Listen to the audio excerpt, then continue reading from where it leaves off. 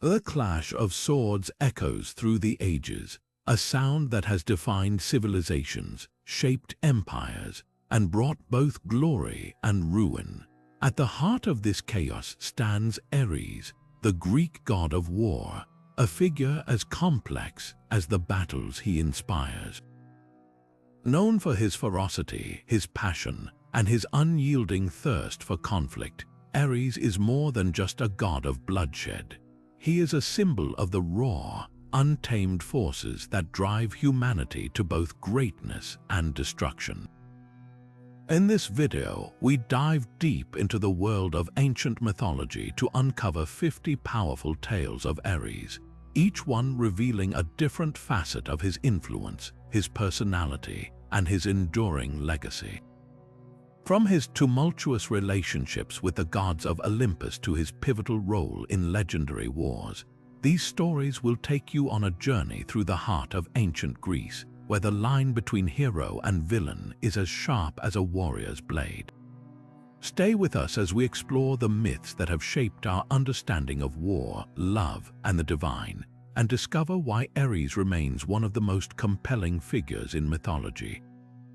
By the end of this video, you'll see the god of war in a whole new light, not just as a bringer of chaos, but as a force that has left an indelible mark on history.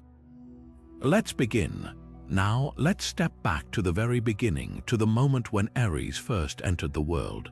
Born to Zeus, the king of the gods, and Hera, the queen of Olympus, Ares' arrival was anything but ordinary. From the start, his birth was shrouded in tension. While Zeus and Hera were the most powerful couple in the pantheon, their union was far from harmonious. Hera, often at odds with Zeus over his many infidelities, saw Ares as a symbol of her own strength and defiance. Yet, even as a newborn, Ares carried with him an aura of conflict, a foreshadowing of the chaos he would bring to both gods and mortals alike. As the embodiment of war, Ares was not just a god of battle, he was war itself. His very existence represented the brutal, unrelenting nature of conflict, the kind that tears apart nations and reshapes the world. Unlike Athena, the goddess of strategic warfare, Ares reveled in the raw, visceral thrill of combat. He was the roar of the battlefield, the clash of swords, the blood spilled in the heat of rage. This primal energy made him both feared and revered, a god who could inspire courage in warriors but also sow destruction wherever he went. But Ares' birth did more than introduce the world to the god of war. It set the stage for his complicated relationships with the other gods. Zeus, though his father, often viewed Ares with a mix of disdain and frustration, seeing him as a disruptive force among the Olympians. Hera, on the other hand, fiercely defended her son, even as his actions brought chaos to the divine order. And then there were the other gods, many of whom saw Ares as a wild card, a deity whose unpredictable nature made him both an ally and a threat. These tensions would define Ares' place in the pantheon, shaping his interactions and fueling the myths that surround him. So, as we delve into the tales of Ares, remember this: his birth was not just the beginning of his story, it was the spark that ignited the fires of war, both on earth and in the heavens. And with that spark, Ares' legacy began, a legacy that would echo through the ages, leaving an indelible mark on the world of gods and mortals alike. Next, we'll explore how this legacy unfolded in one of the most scandalous chapters of his life, his forbidden love with Aphrodite, the goddess of love. Now let's turn our attention to one of the most infamous chapters in Ares' story, a tale of passion, betrayal, and the collision of two powerful forces. Ares, the god of war, and Aphrodite, the goddess of love, were an unlikely pair, yet their forbidden romance became one of the most scandalous affairs in all of Greek mythology.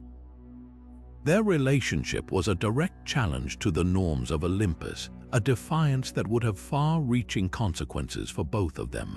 Aphrodite, known for her beauty and charm, was married to Hephaestus, the god of craftsmanship and fire. But her heart belonged to Ares, the embodiment of raw, untamed energy.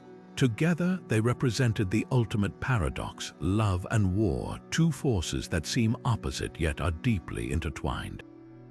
Their affair was not just a secret tryst, it was a rebellion against the order of the gods, a statement that even the divine could not control the passions of the heart. The consequences of their love were as dramatic as the affair itself. Hephaestus, humiliated by his wife's infidelity, devised a cunning plan to expose them. He crafted an invisible, unbreakable net and set a trap in his own bed. When Ares and Aphrodite next met, they were caught in the act, ensnared in the net for all the gods to see. The laughter and ridicule that followed were a harsh punishment, but it was not the end of their story. Despite the humiliation, Ares and Aphrodite's bond endured, a testament to the power of their connection.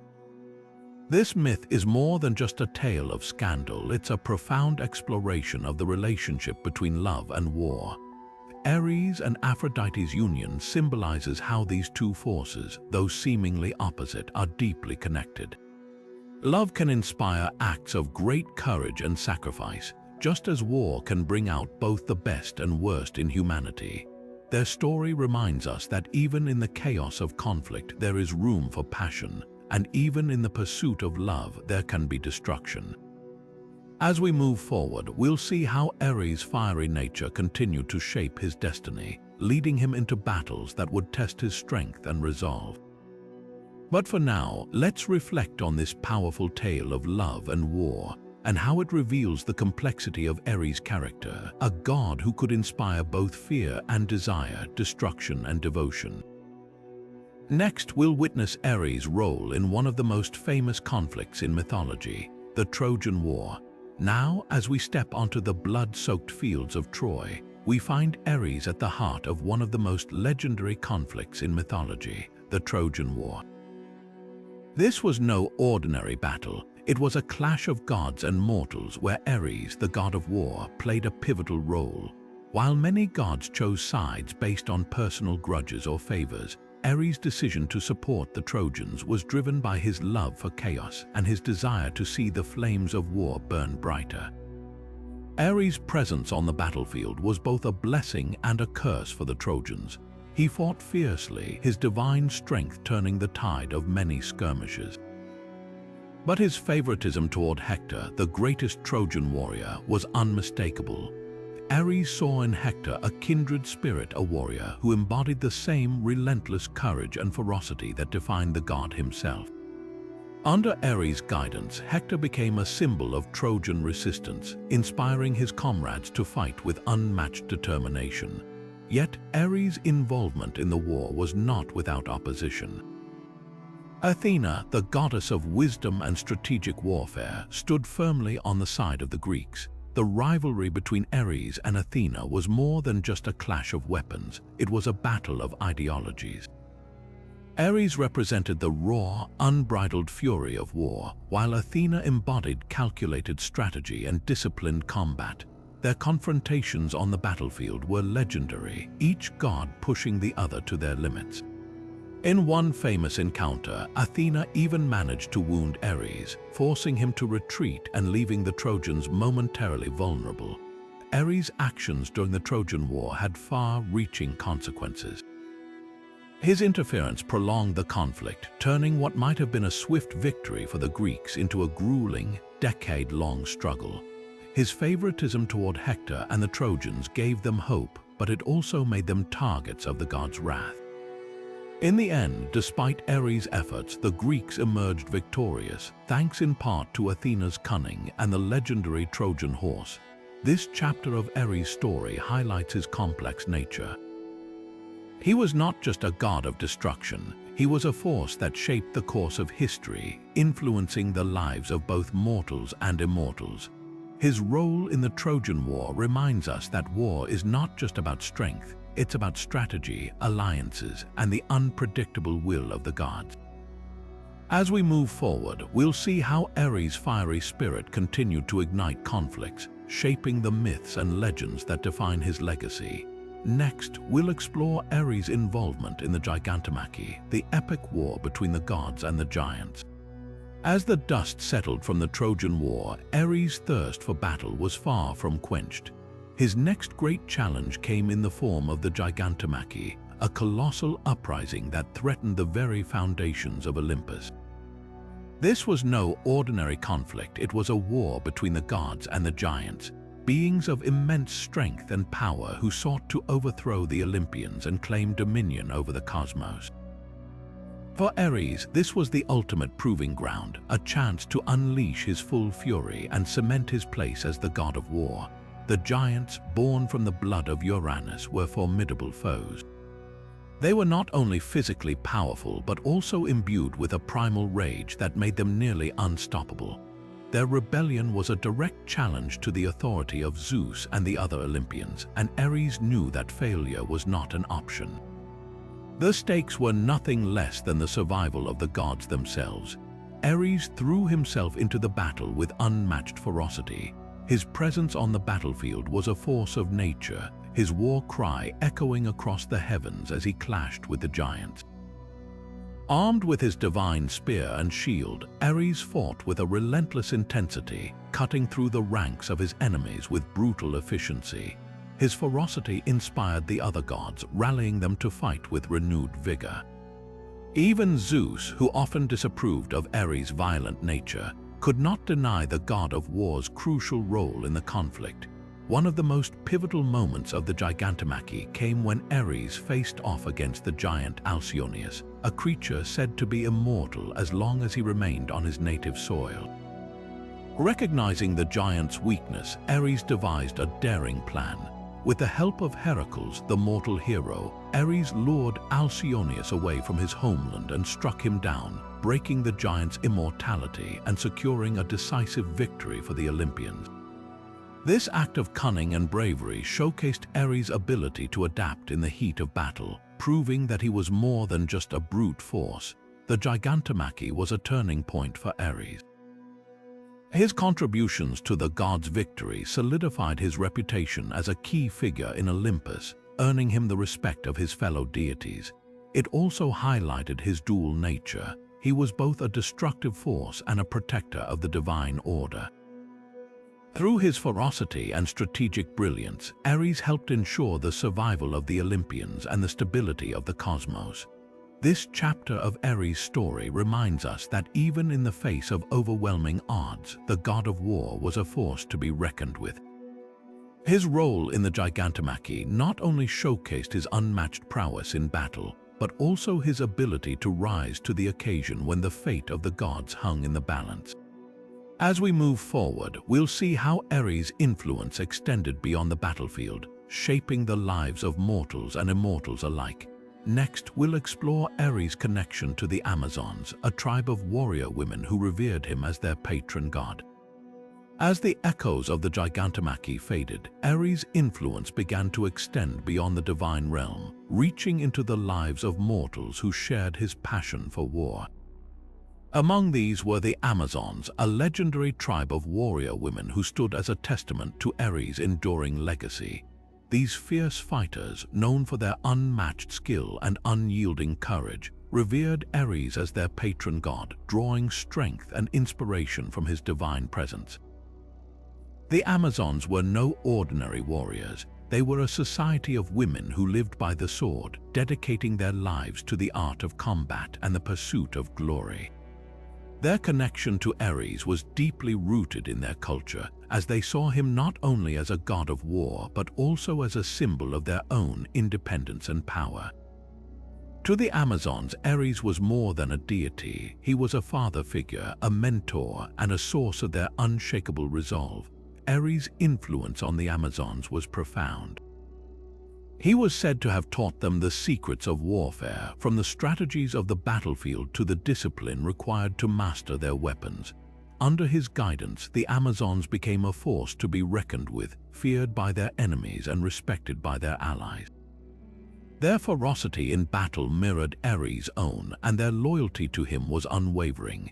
They built temples in his honor, offering sacrifices and prayers to ensure his favor in their conflicts.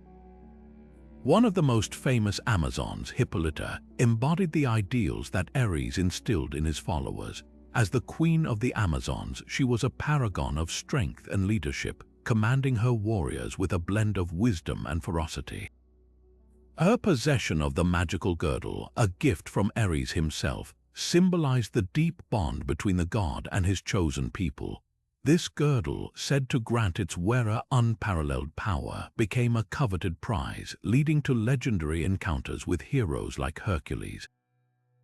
The Amazons' devotion to Ares was not just about warfare, it was also about the values he represented. They saw in him a reflection of their own independence and resilience, qualities that set them apart from other societies. Ares' connection to the Amazons highlighted his role as a god who inspired not only destruction but also empowerment, shaping the lives of those who looked to him for guidance. Through the Amazons, Ares' legacy as a god of war took on a new dimension.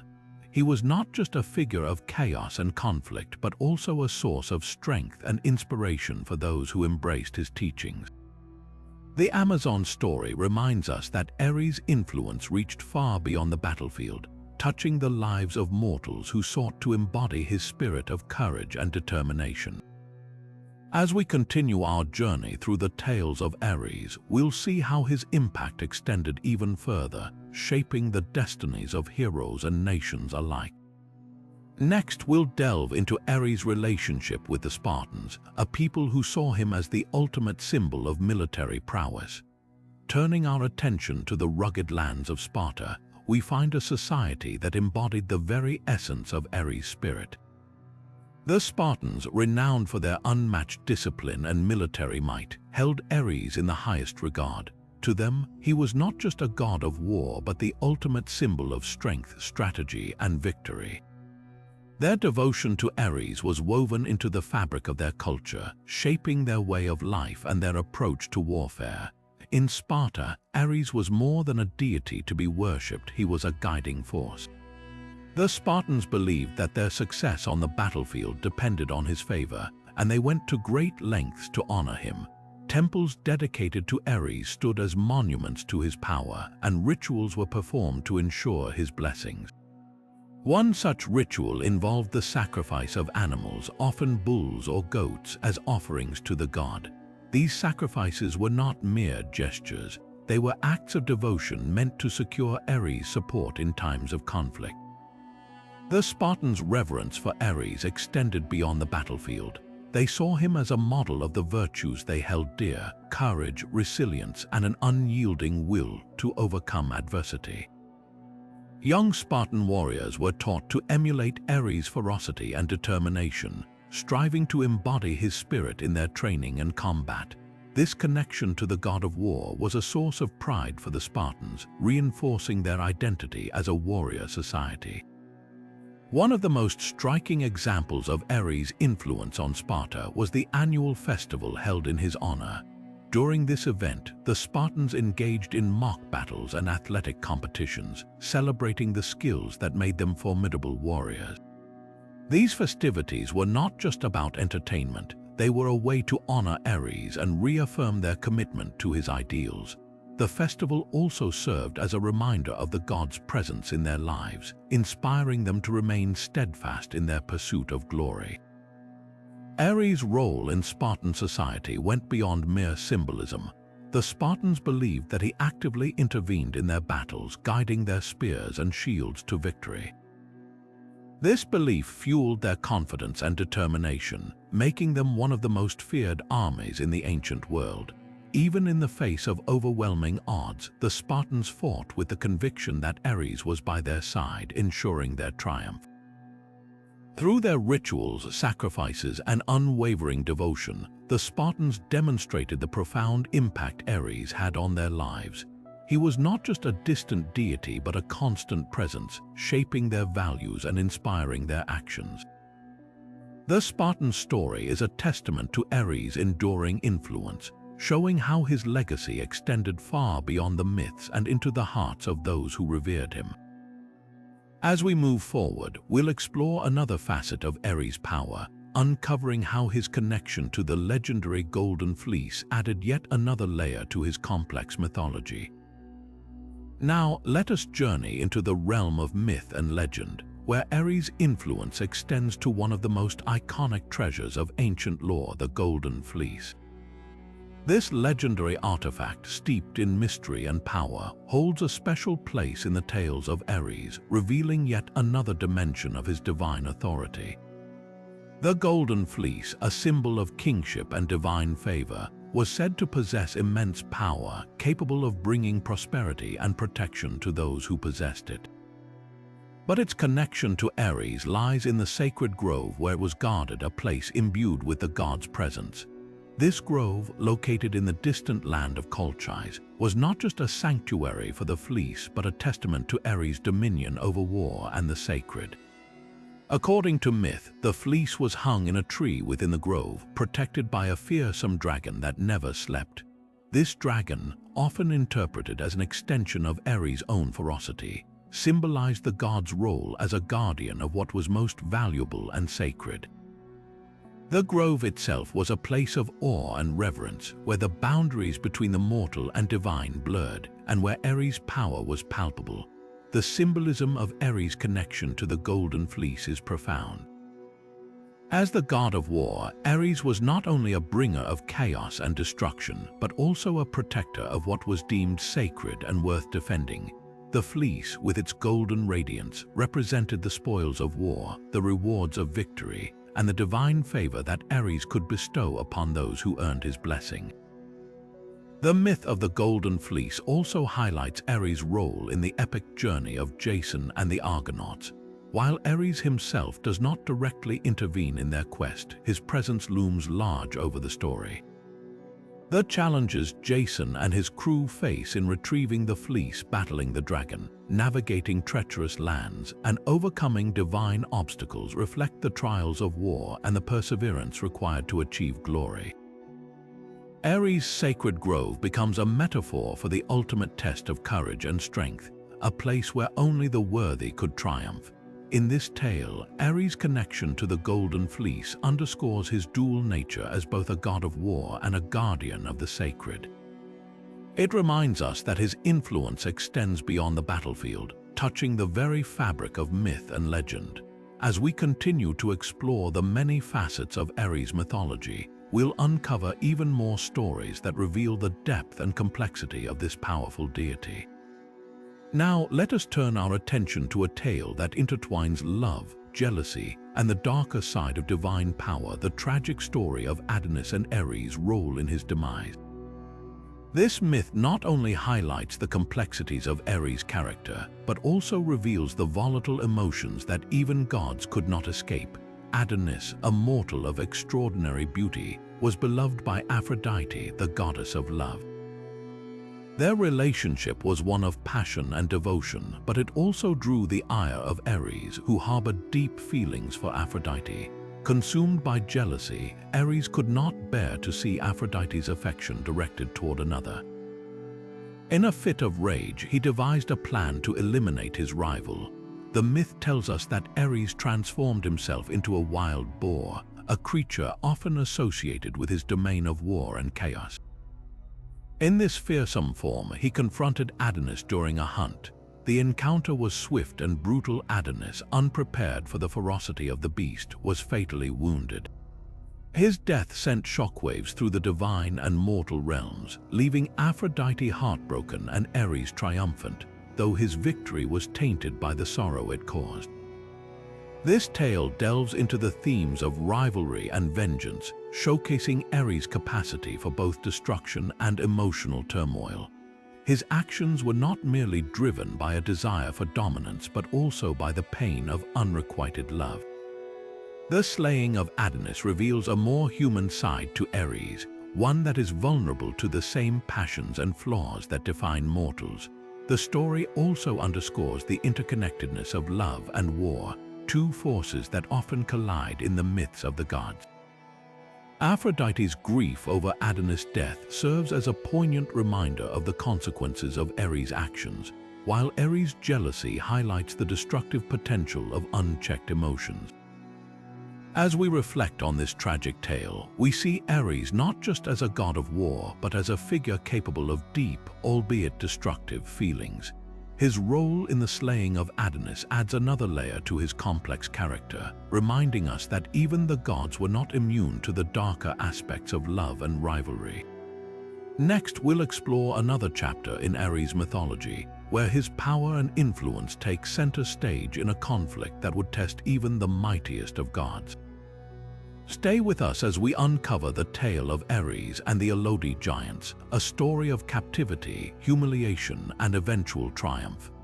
Now we shift our focus to a tale that reveals a rare moment of vulnerability for Ares, his capture and imprisonment by the Elodi giants Otus and Ephialtes. This story not only showcases the god of war's fallibility, but also highlights the cunning and bravery of Hermes, who came to his rescue. The Elodi giants Otus and Ephialtes were no ordinary beings. Born to Poseidon and Iphimedia, they were known for their immense strength and towering stature. Their ambitions were as vast as their size, and they sought to challenge the gods themselves. In their quest for dominance, they devised a plan to capture Ares, the embodiment of war and conflict. Using their cunning and brute force, the giants managed to overpower Ares, trapping him in a bronze jar. This was no ordinary prison. It was a vessel designed to contain even the mightiest of gods. For 13 long months, Ares remained imprisoned, a humiliating fate for a deity who thrived on power and control. The once feared god of war was reduced to a captive, his roars of anger echoing futilely within the confines of the jar. The Olympians, however, could not ignore the plight of one of their own. It was Hermes, the swift-footed messenger god, who eventually came to Ares' aid. Known for his cleverness and resourcefulness, Hermes devised a plan to outwit the giants. Disguising himself, he infiltrated their stronghold and, with a combination of stealth and strategy, managed to free Ares from his bronze prison. Ares' rescue was a moment of both relief and humiliation. While he was grateful to Hermes for his deliverance, the experience left a lasting mark on his pride. To be captured and imprisoned by mortals, even giants, was a blow to his reputation as the unstoppable force of war. This tale serves as a reminder that even the gods were not invincible, and that their power could be challenged if only temporarily. The story of Ares and the Elodi giants also underscores the importance of alliances among the gods. Hermes' intervention highlights the interconnectedness of the divine realm, where even the most independent deities relied on one another in times of need.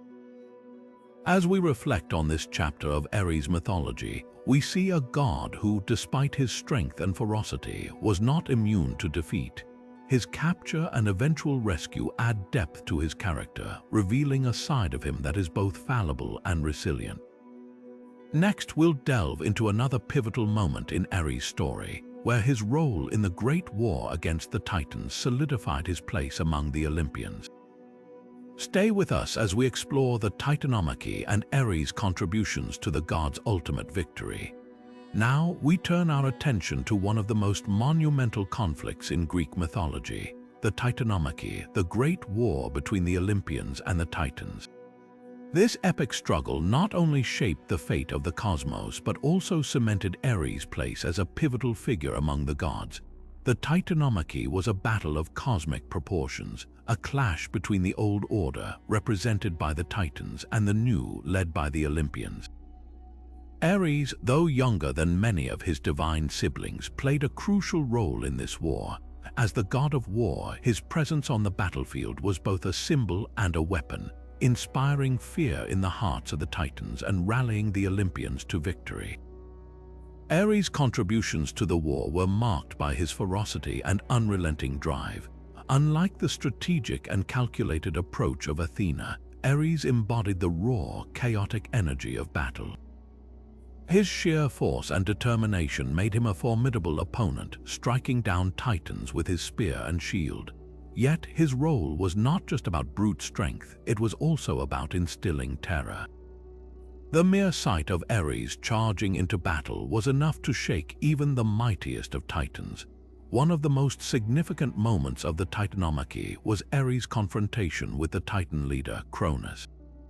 Though Cronus was a powerful and cunning foe, Ares' relentless aggression and unwavering resolve proved to be a match for the Titan's strength. This encounter not only showcased Ares' prowess, but also symbolized the triumph of the Olympians over the old order.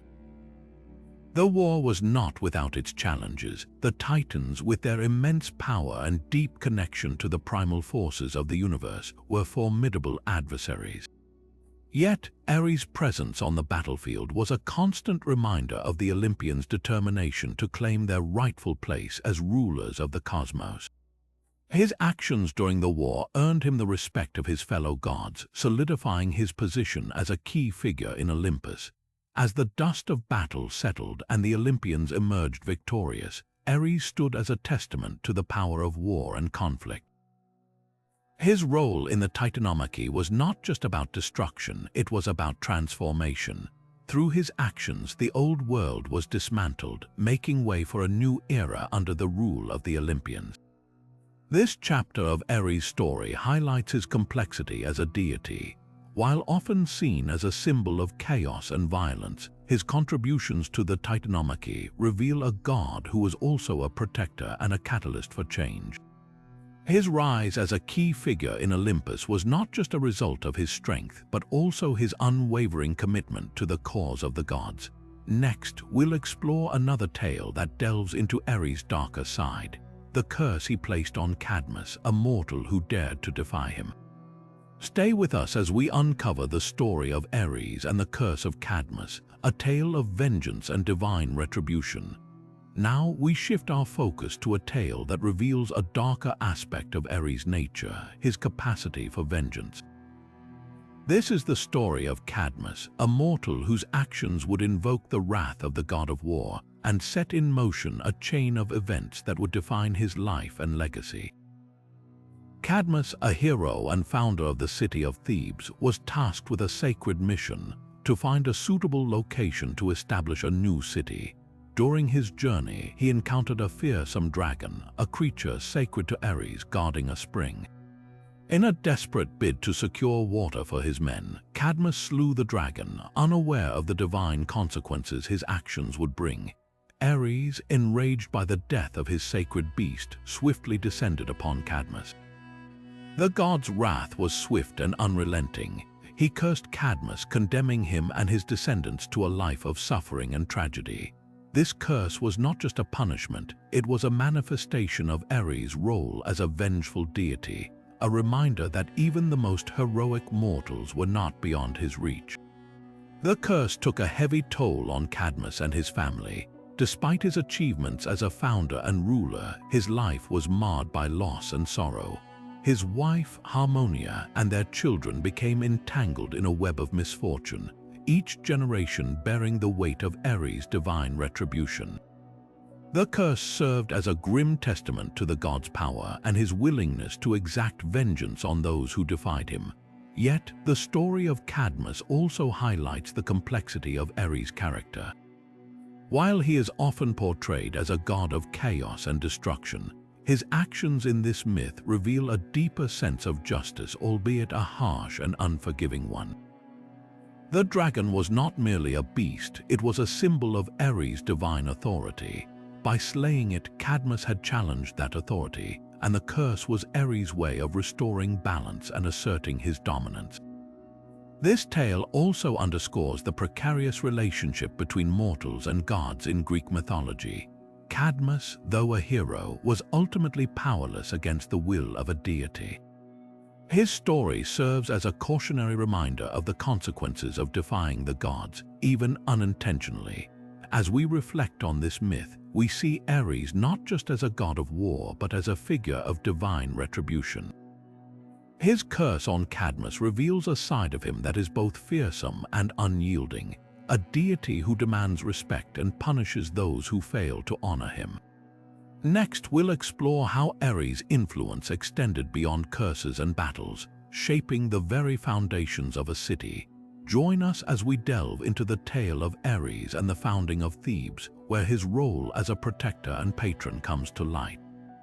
Turning now to the tale of Ares and the founding of Thebes, we see a different side of the god of war, one that reveals his role as a protector and patron. While Ares is often associated with chaos and destruction, this myth highlights his influence in shaping the destiny of a city that would come to revere him as a divine guardian.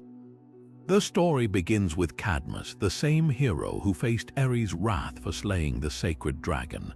After enduring the god's curse, Cadmus sought to establish a new city, one that would stand as a testament to his resilience and determination. Guided by the gods, he chose a site in central Greece where he laid the foundations of Thebes. But this was no ordinary city. It was a place deeply intertwined with the will of Ares. According to legend, the land where Thebes was built was marked by a divine sign. Cadmus, following the instructions of the oracle at Delphi, was told to follow a cow until it lay down to rest. The spot where the cow rested would become the heart of the new city. When the cow finally stopped, Cadmus prepared to sacrifice it to the gods, but he needed water for the ritual. This led him to the spring guarded by Ares' dragon, setting in motion the events that would bind his fate to the god of war. Despite the curse, Ares' connection to Thebes was not solely one of vengeance. Over time, the city came to honor him as a protector and a symbol of strength. The Thebans built temples and altars dedicated to Ares, celebrating his role in their city's founding and its defense. They believed that his presence would safeguard them from their enemies, and they sought his favor through rituals and offerings. One of the most striking aspects of this myth is the duality of Ares' relationship with Thebes. On one hand, he was a god who had cursed its founder, bringing suffering to Cadmus and his descendants. On the other, he became a revered figure, a divine patron who watched over the city and its people. This duality reflects the complexity of Ares' character, a god who could bring both destruction and protection depending on the circumstances. The founding of Thebes also underscores the importance of divine favor in Greek mythology. Cadmus, despite his hardships, was ultimately guided by the gods in his quest to establish the city. Ares, though initially an adversary, became a key figure in Thebes' identity, shaping its culture and its people's understanding of war and power. As we explore this tale, we see how Ares' influence extended beyond the battlefield. He was not just a god of war, but a figure who played a pivotal role in the creation and protection of a city. Thebes, with its rich history and mythology, stands as a testament to his enduring legacy. Next, we'll delve into another chapter of Ares' story, where his ferocity in battle takes center stage. Join us as we uncover the tale of Ares and the battle with Diomedes, a clash that would test the god's strength and resolve. Now, let us step onto the blood-soaked fields of the Trojan War, where the clash of gods and mortals reached its peak. Here, we witness one of the most dramatic confrontations in Ares' mythos, the battle between the god of war himself and the mortal hero Diomedes. This tale not only showcases Ares' ferocity, but also reveals the limits of his power when faced with divine intervention. As the Trojan War raged on, Ares, ever the instigator of chaos, threw his support behind the Trojans. His presence on the battlefield was a terrifying sight as he roared through the ranks, driving fear into the hearts of his enemies. But among the Greek forces stood Diomedes, a warrior of unmatched skill and courage. What made this mortal particularly dangerous, however, was the favor of Athena, the goddess of wisdom and warfare. She had granted Diomedes extraordinary strength and the ability to see the gods themselves, a gift that would prove pivotal in his confrontation with Ares. The moment of their clash came during a fierce skirmish. Ares, mounted in his chariot and wielding his spear, charged toward Diomedes with the intent to crush him. But Diomedes, emboldened by Athena's guidance, stood his ground. With her divine aid, he struck Ares with his spear, piercing the god's flesh and drawing ichor, the golden blood of the gods. The wound was not fatal, but it was humiliating. A god of war wounded by a mere mortal. Ares, howling in pain and fury, was forced to retreat from the battlefield.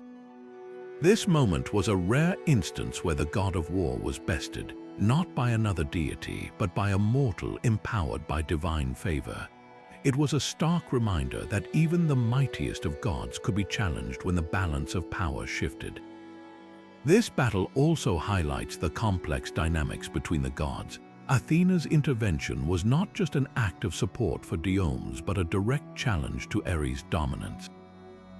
The two deities, often at odds, represented different aspects of war: Ares, the raw, chaotic violence, and Athena, the strategic, disciplined approach.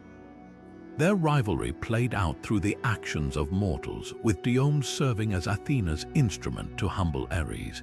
The tale of Ares and Diomedes is more than just a story of divine conflict.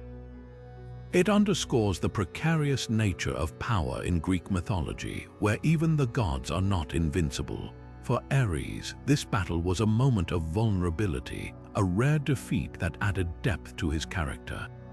For Diomedes, it was a testament to his heroism and the favor of the gods. As we reflect on this epic confrontation, we see how the gods' influence shaped the fates of mortals and immortals alike.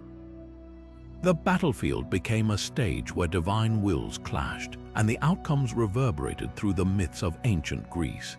Next, we'll explore another facet of Ares' legacy as we delve into the myth of his sacred birds in Thrace, creatures said to foretell the coming of war. Now, let us journey to the rugged lands of Thrace, where the whispers of war were carried on the wings of Ares' sacred birds.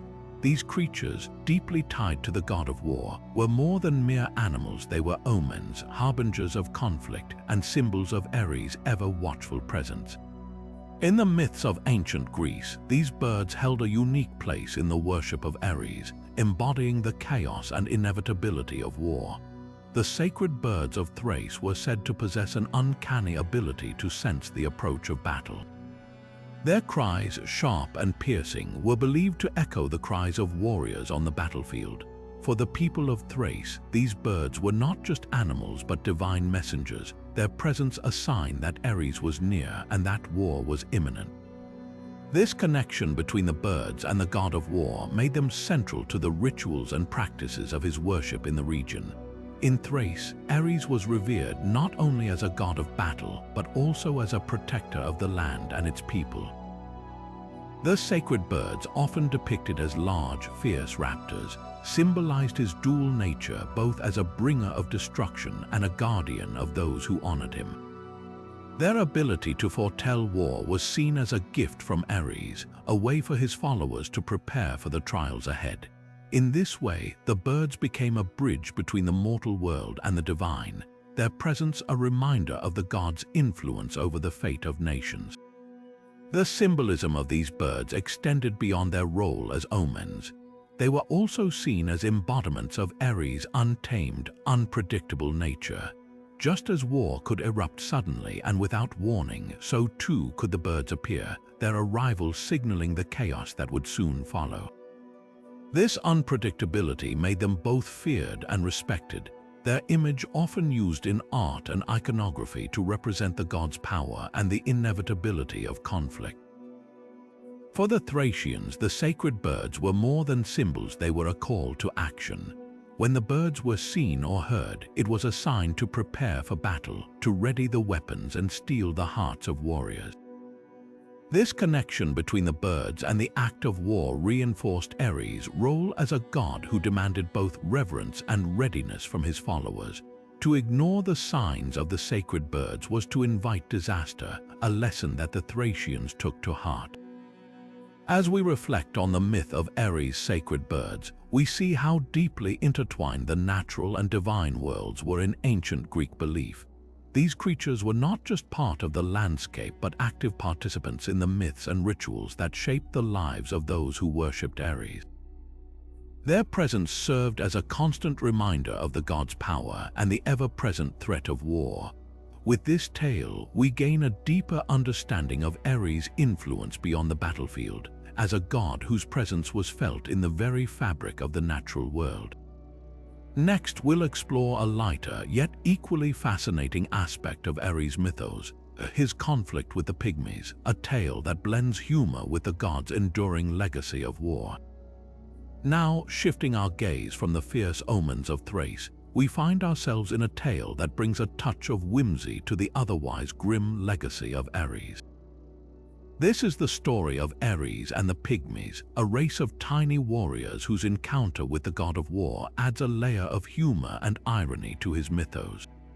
While Ares is often depicted as a relentless force of destruction, this lesser-known tale reveals a lighter, almost playful side to his character, offering a unique glimpse into the complexity of his divine nature. The Pygmies, according to ancient Greek mythology, were a diminutive people who lived in distant lands, often described as no taller than a forearm's length. Despite their small stature, they were fierce and resourceful, known for their bravery and skill in battle. Their conflict with Ares began when the god, in his usual fiery temper, decided to test their mettle. Some versions of the myth suggest that the Pygmies had offended Ares, while others claim he simply sought amusement in challenging them. Regardless of the reason, the result was a clash that blended the absurd with the heroic. The tale unfolds with the Pygmies preparing for war against the towering god. Armed with tiny spears and shields, they marched out to face Ares, their determination undeterred by the overwhelming odds. The image of these miniature warriors standing against the god of war is both comical and inspiring, highlighting their courage in the face of insurmountable power. Ares, for his part, seemed to approach the battle with a mix of curiosity and amusement, perhaps intrigued by the audacity of his tiny opponents. What makes this myth particularly fascinating is its blend of humor and irony. On one hand, the Pygmies' defiance of Ares is a testament to their bravery, a reminder that even the smallest beings can rise to great challenges. On the other hand, the sheer absurdity of the situation, a god of war engaging in battle with creatures so small, adds a layer of levity to Ares' otherwise fearsome reputation. This contrast between the epic and the ridiculous is a hallmark of Greek mythology, where even the gods are not immune to moments of folly. The outcome of the battle varies depending on the version of the myth. In some accounts, Ares is so impressed by the Pygmies' courage that he spares them, allowing them to continue their lives in peace. In others, the conflict ends in a stalemate, with neither side able to claim victory. Regardless of the ending, the tale serves as a reminder that even the mightiest of gods can be humbled, if only for a moment, by the unexpected. This myth also reflects the ancient Greeks' appreciation for storytelling that balances the serious with the lighthearted. While Ares is primarily associated with the chaos and brutality of war, his encounter with the Pygmies shows that even the most fearsome deities have moments of vulnerability and humanity. It's a reminder that mythology, at its core, is not just about gods and heroes, but also about the human experience, our struggles, our triumphs, and our ability to find humor even in the face of adversity. As we leave the world of the Pygmies behind, we carry with us a deeper appreciation for the multifaceted nature of Ares. His conflict with these tiny warriors may seem like a minor footnote in his vast mythology, but it offers a valuable lesson about the power of perspective and the unexpected ways in which even the gods can surprise us. Next, we'll delve into Ares' connection to the Roman god Mars, exploring how his legacy evolved across cultures and centuries. As we journey from the whimsical tale of the Pygmies, we now turn our attention to a pivotal transformation in the legacy of Ares, his identification with the Roman god Mars. This connection between the Greek and Roman pantheons marks a fascinating evolution in how war and its divine embodiment were perceived across cultures. While Ares was often viewed with a mix of fear and ambivalence in Greek mythology, Mars emerged as a far more celebrated and revered figure in Roman society, embodying not only the chaos of war but also the virtues of strength, discipline, and civic duty. In Greek mythology, Ares was frequently portrayed as a volatile and unpredictable deity, his presence synonymous with the brutal and destructive aspects of conflict. His relationships with other gods were often strained, and his worship was less widespread compared to other Olympians. However, when the Romans adopted and adapted Greek mythology, they reimagined Ares as Mars, elevating him to a position of immense importance. Mars became not just a god of war but a symbol of Roman identity, deeply intertwined with the empire's military prowess and cultural values. One of the key differences between Ares and Mars lies in their roles within their respective societies. While Ares was primarily associated with the chaos and bloodshed of battle, Mars was seen as a protector and a bringer of order. He was revered as the father of Romulus and Remus, the legendary founders of Rome, which cemented his status as a divine ancestor of the Roman people. This connection to Rome's origins made Mars a central figure in the city's religious and political life, with festivals and rituals dedicated to honoring his influence. The worship of Mars also reflected the Roman emphasis on discipline and strategy in warfare.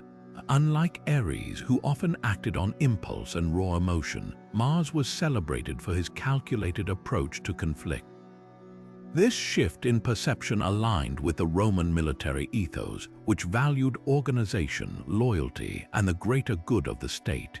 Temples dedicated to Mars, such as the Temple of Mars, altar Mars the Avenger in the Forum of Augustus, served as reminders of his role in safeguarding Rome's power and avenging its enemies. Another notable difference was the way Mars was integrated into daily Roman life. While Ares was primarily a god of war, Mars was also associated with agriculture and fertility, symbolizing the dual nature of life and death, growth and destruction. This broader scope of influence made Mars a more relatable and multifaceted deity, one who could be invoked for protection in battle as well as for blessings on the harvest. His festivals, such as the Matronalia and the Equaria, were occasions for both celebration and reflection, blending martial and domestic themes. The transformation of Ares into Mars also highlights the cultural differences between the Greeks and Romans. For the Greeks, war was often seen as a necessary evil, a force of chaos that disrupted the natural order. Ares, as its embodiment, was both feared and marginalized. In contrast, the Romans viewed war as a means of expansion and stability, a tool for building and maintaining their empire. Mars, as the god of war, became a symbol of Roman strength and resilience, a figure to be admired and emulated. As we explore this shift from Ares to Mars, we gain a deeper understanding of how mythology evolves to reflect the values and priorities of a society. While Ares remained a complex and often controversial figure in Greek lore, Mars became a cornerstone of Roman identity, embodying the ideals of discipline, loyalty, and civic duty.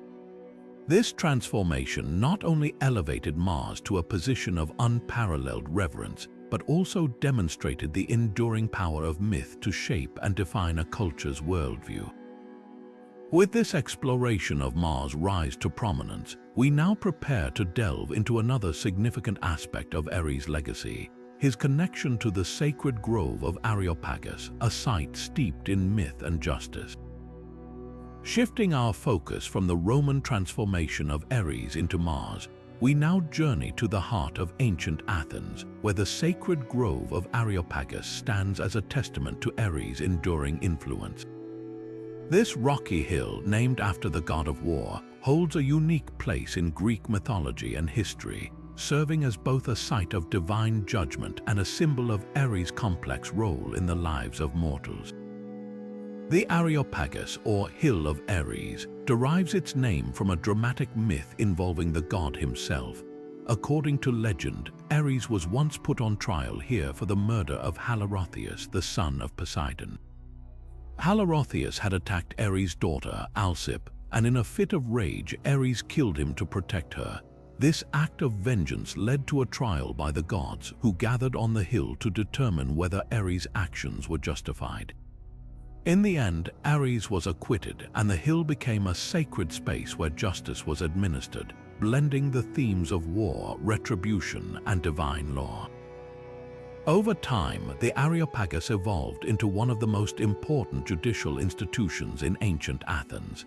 It was here that the city's most serious crimes, including murder and treason, were tried.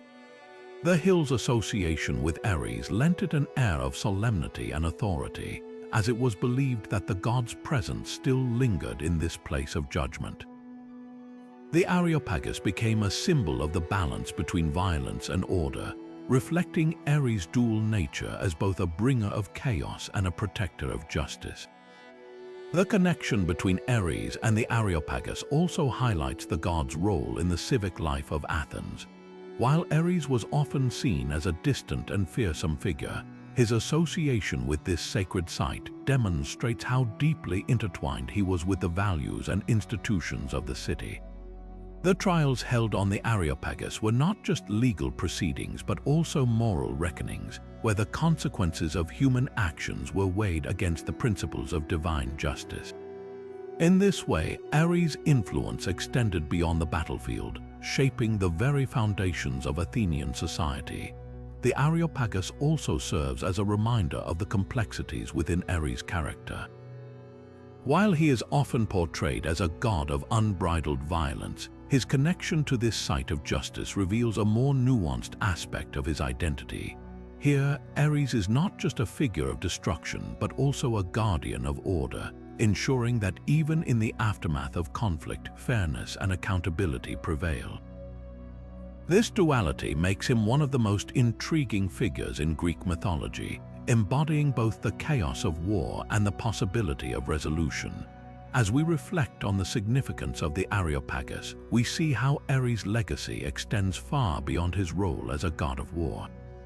Through this sacred hill, he becomes a symbol of the delicate balance between power and justice, reminding us that even in the midst of conflict, there is a need for fairness and moral clarity. With this understanding, we now turn to another chapter in Ares' story, his role in the myth of the Sown Men, where his influence takes on a more direct and dramatic form. Now, let us venture into one of the most fascinating and lesser-known tales of Ares, the myth of the Sown Men, a story that intertwines the god of war with the very origins of Thebes. This tale begins with Cadmus, the legendary founder of Thebes, who was tasked with a seemingly impossible challenge. After slaying a sacred dragon dedicated to Ares, Cadmus was instructed by the goddess Athena to sow the dragon's teeth into the earth. From these teeth sprang forth the Sown Men, fierce warriors fully armed and ready for battle. But what role did Ares play in this extraordinary event? Ares, as the god of war, was deeply connected to the creation of these warriors. The dragon Cadmus had slain was sacred to him, and its teeth carried a fragment of Ares' divine power. When the teeth were planted, it was Ares' influence that brought the Sown Men to life, imbuing them with a ferocity and strength that mirrored his own. These warriors were not ordinary men. They were born from chaos, embodying the raw, untamed energy of war itself. Their very existence was a testament to Ares' ability to shape and command the forces of conflict. However, the Sown Men were not destined to serve as a unified army. Instead, they turned on one another, engaging in a brutal and chaotic battle. This self-destructive frenzy was perhaps a reflection of Ares' own nature, a reminder that war, while powerful, often leads to destruction and disorder. Cadmus, witnessing this chaos, threw a stone among the warriors, causing them to turn their aggression toward each other until only 5 remained. These survivors, known as the Spartoi or Sown Ones, became the ancestors of Thebes' noble families, linking Ares' influence to the city's founding. Ares' role in this myth goes beyond the creation of the Sown Men. It also highlights his connection to the establishment of Thebes as a city. The Spartoi, born from Ares' power, became the foundation of Thebes' early society, ensuring that the god of war was woven into the fabric of the city's identity. This myth underscores Ares' dual role as both a bringer of chaos and a shaper of civilizations.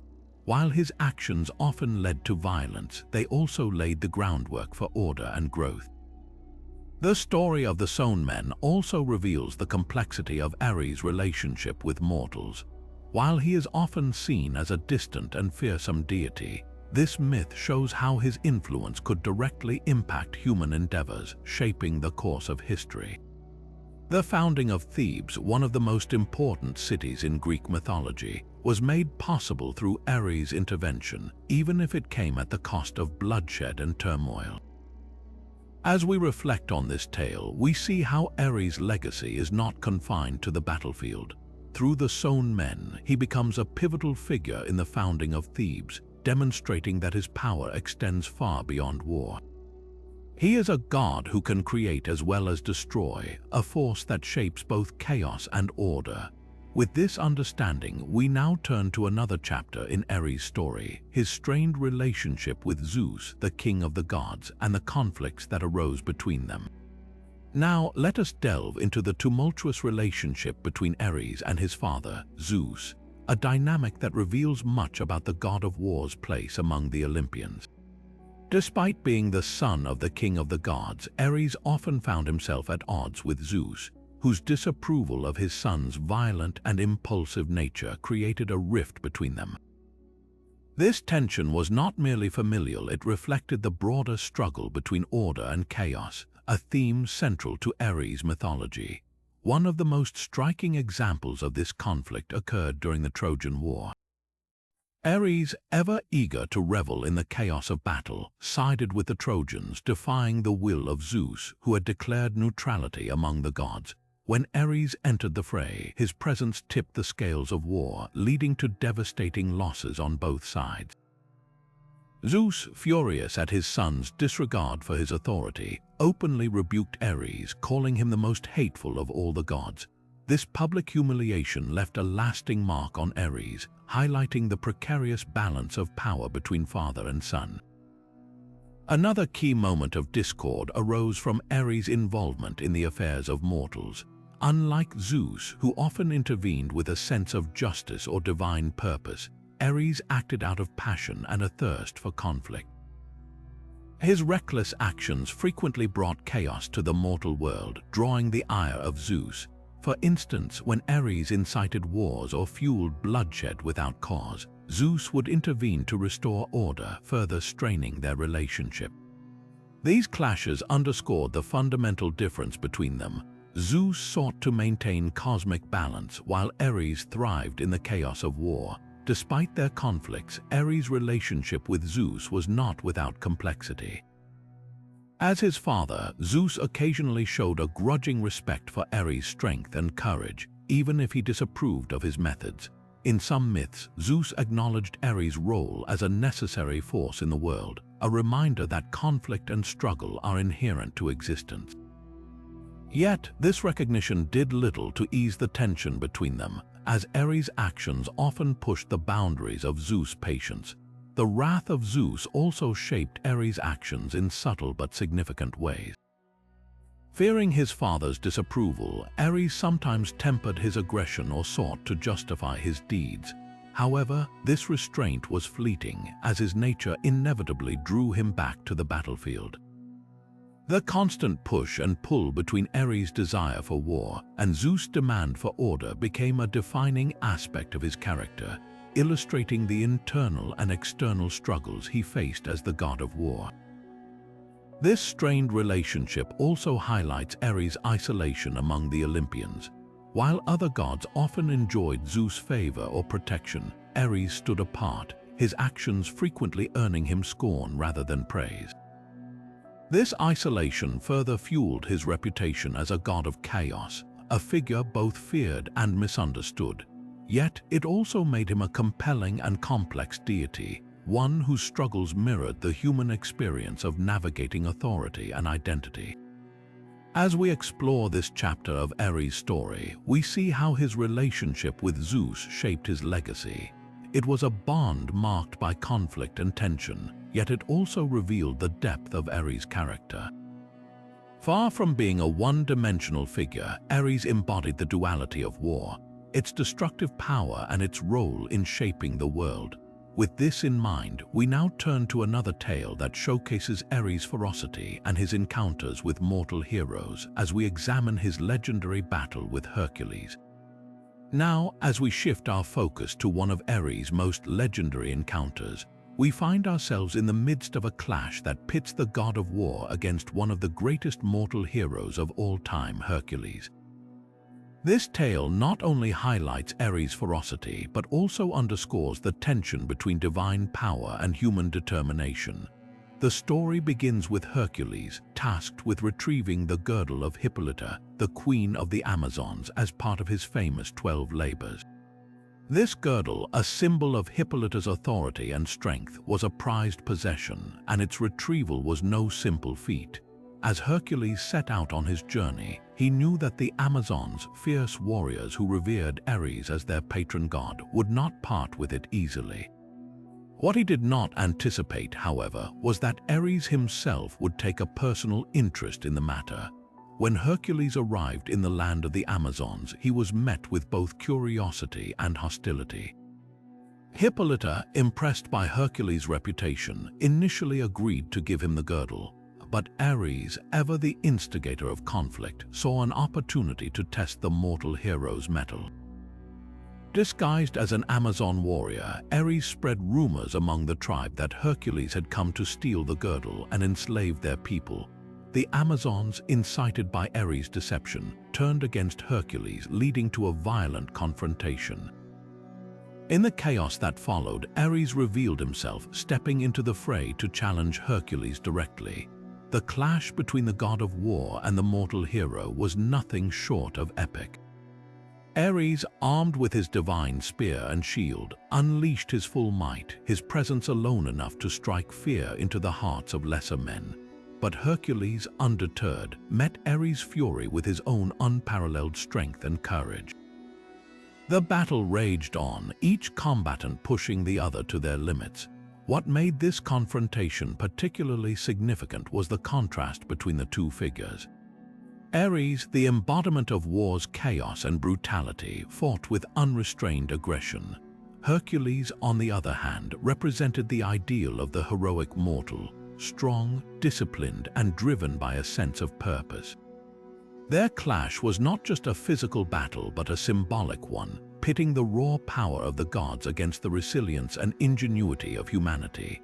Despite Ares' divine advantages, Hercules proved to be a formidable opponent. Using his wits as much as his strength, he managed to outmaneuver the god of war, landing a decisive blow that forced Ares to retreat. This moment was a rare humiliation for Ares, a god accustomed to dominating the battlefield. Yet, it also served as a testament to Hercules' extraordinary abilities, further cementing his status as a legendary hero. The aftermath of this battle had lasting implications. For Ares, it was a reminder that even the mightiest of gods could be challenged by mortals. For Hercules, it was a triumph that added to his growing legacy. And for the Amazons, it was a lesson in the dangers of manipulation and the consequences of unchecked conflict. As we reflect on this tale, we see how Ares' encounter with Hercules reveals the complexities of his character. While he is often portrayed as a force of destruction, this myth shows that even the god of war is not invincible. It also highlights the enduring appeal of Hercules, whose heroism continues to inspire countless generations. With this in mind, we now turn to another chapter in Ares' story, where his legendary chariot takes center stage, symbolizing his unstoppable force in battle. Now, as we delve deeper into the myths surrounding Ares, we come to one of the most iconic symbols of his divine power, his legendary chariot. This was no ordinary vehicle. It was a fearsome war machine, drawn by fire-breathing horses that struck terror into the hearts of all who witnessed it. The chariot itself was a masterpiece of divine craftsmanship, adorned with intricate designs that reflected Ares' unrelenting nature and his role as the god of war. The fire-breathing horses that pulled the chariot were as much a part of its legend as the chariot itself. These creatures, born of divine fire and fury, were said to be untamable by any mortal. Their fiery breath could scorch the earth and incinerate enemies in an instant, making them a formidable force on the battlefield. Together with the chariot, they formed a symbol of Ares' unstoppable might, a reminder that where he rode, chaos and destruction were sure to follow. The chariot's symbolism extended beyond its physical appearance. It represented Ares' dominance over the chaos of war, his ability to harness the raw, untamed energy of battle and direct it toward his enemies. In many myths, the sight of Ares' chariot charging into battle was enough to turn the tide of war, as both allies and foes recognized the god's presence and the inevitability of his victory. It was a manifestation of his divine authority, a tool through which he asserted his will on the battlefield.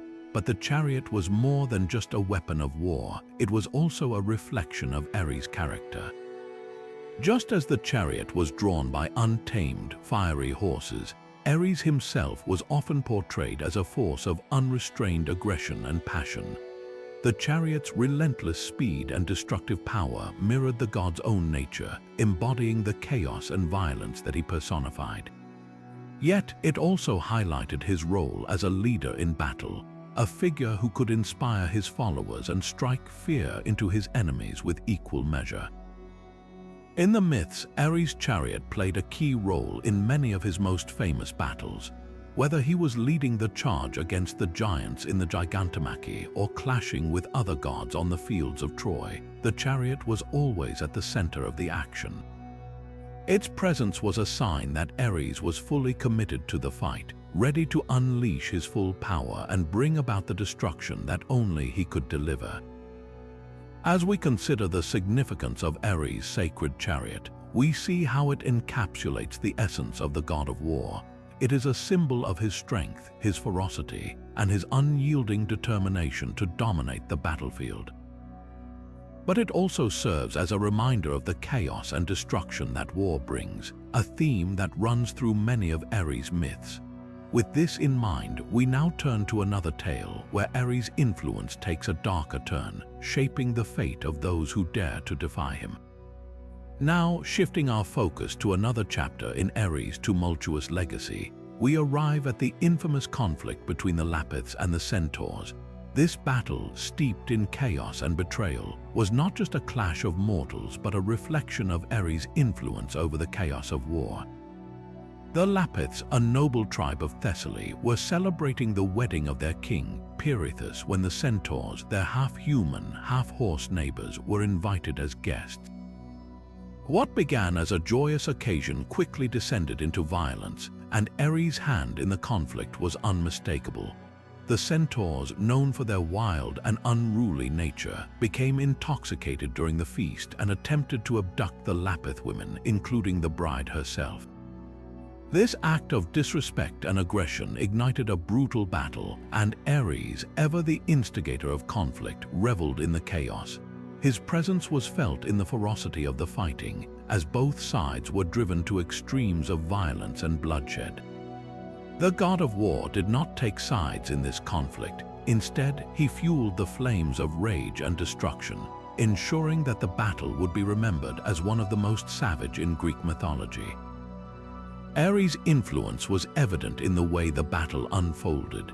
The Lapiths, though initially caught off guard, fought with a desperate determination to defend their honor and their women.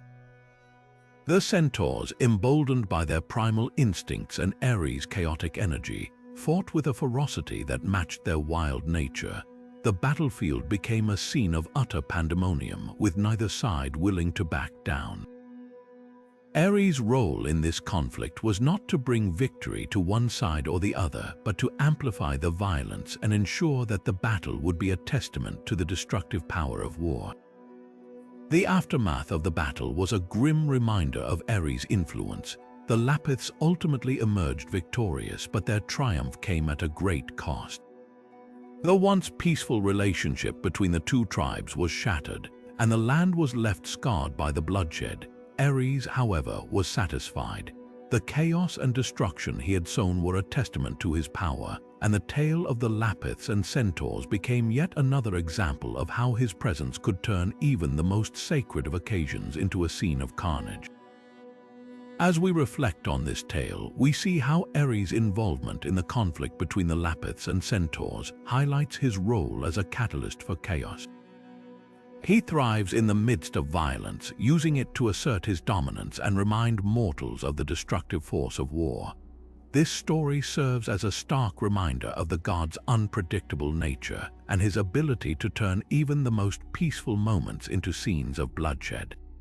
With this in mind, we now turn to another tale where Ares' influence takes on a more personal and vengeful tone, shaping the fate of those who dare to cross him. Now, as we delve deeper into the shadows of Ares' influence, we encounter a tale not of direct intervention but of a lingering curse that echoes his chaotic essence.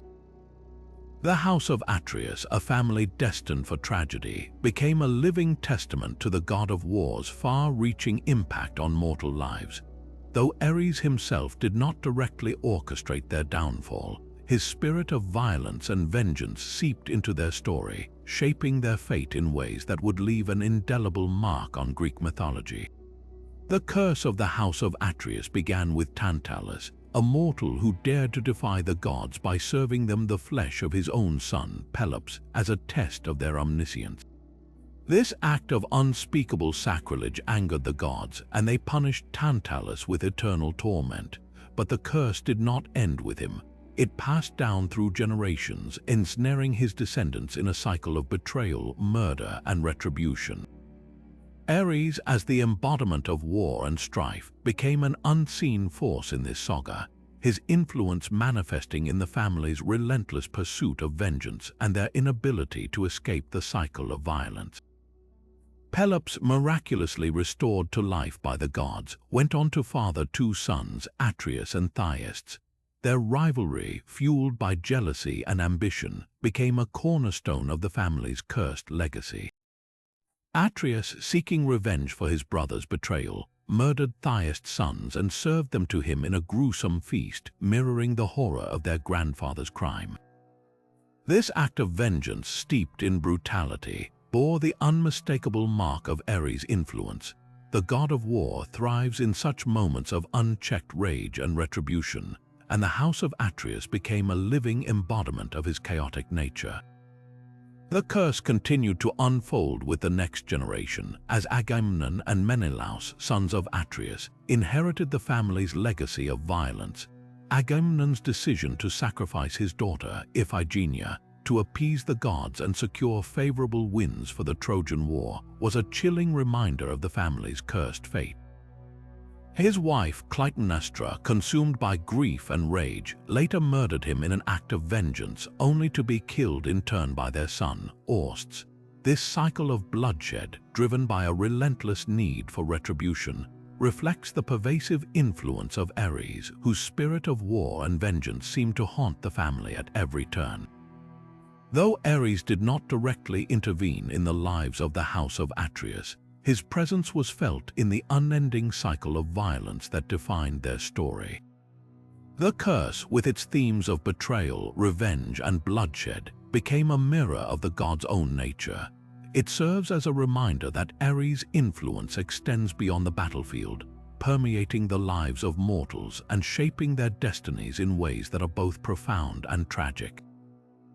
As we reflect on this tale, we see how Ares' essence, though unseen, left an indelible mark on the House of Atreus.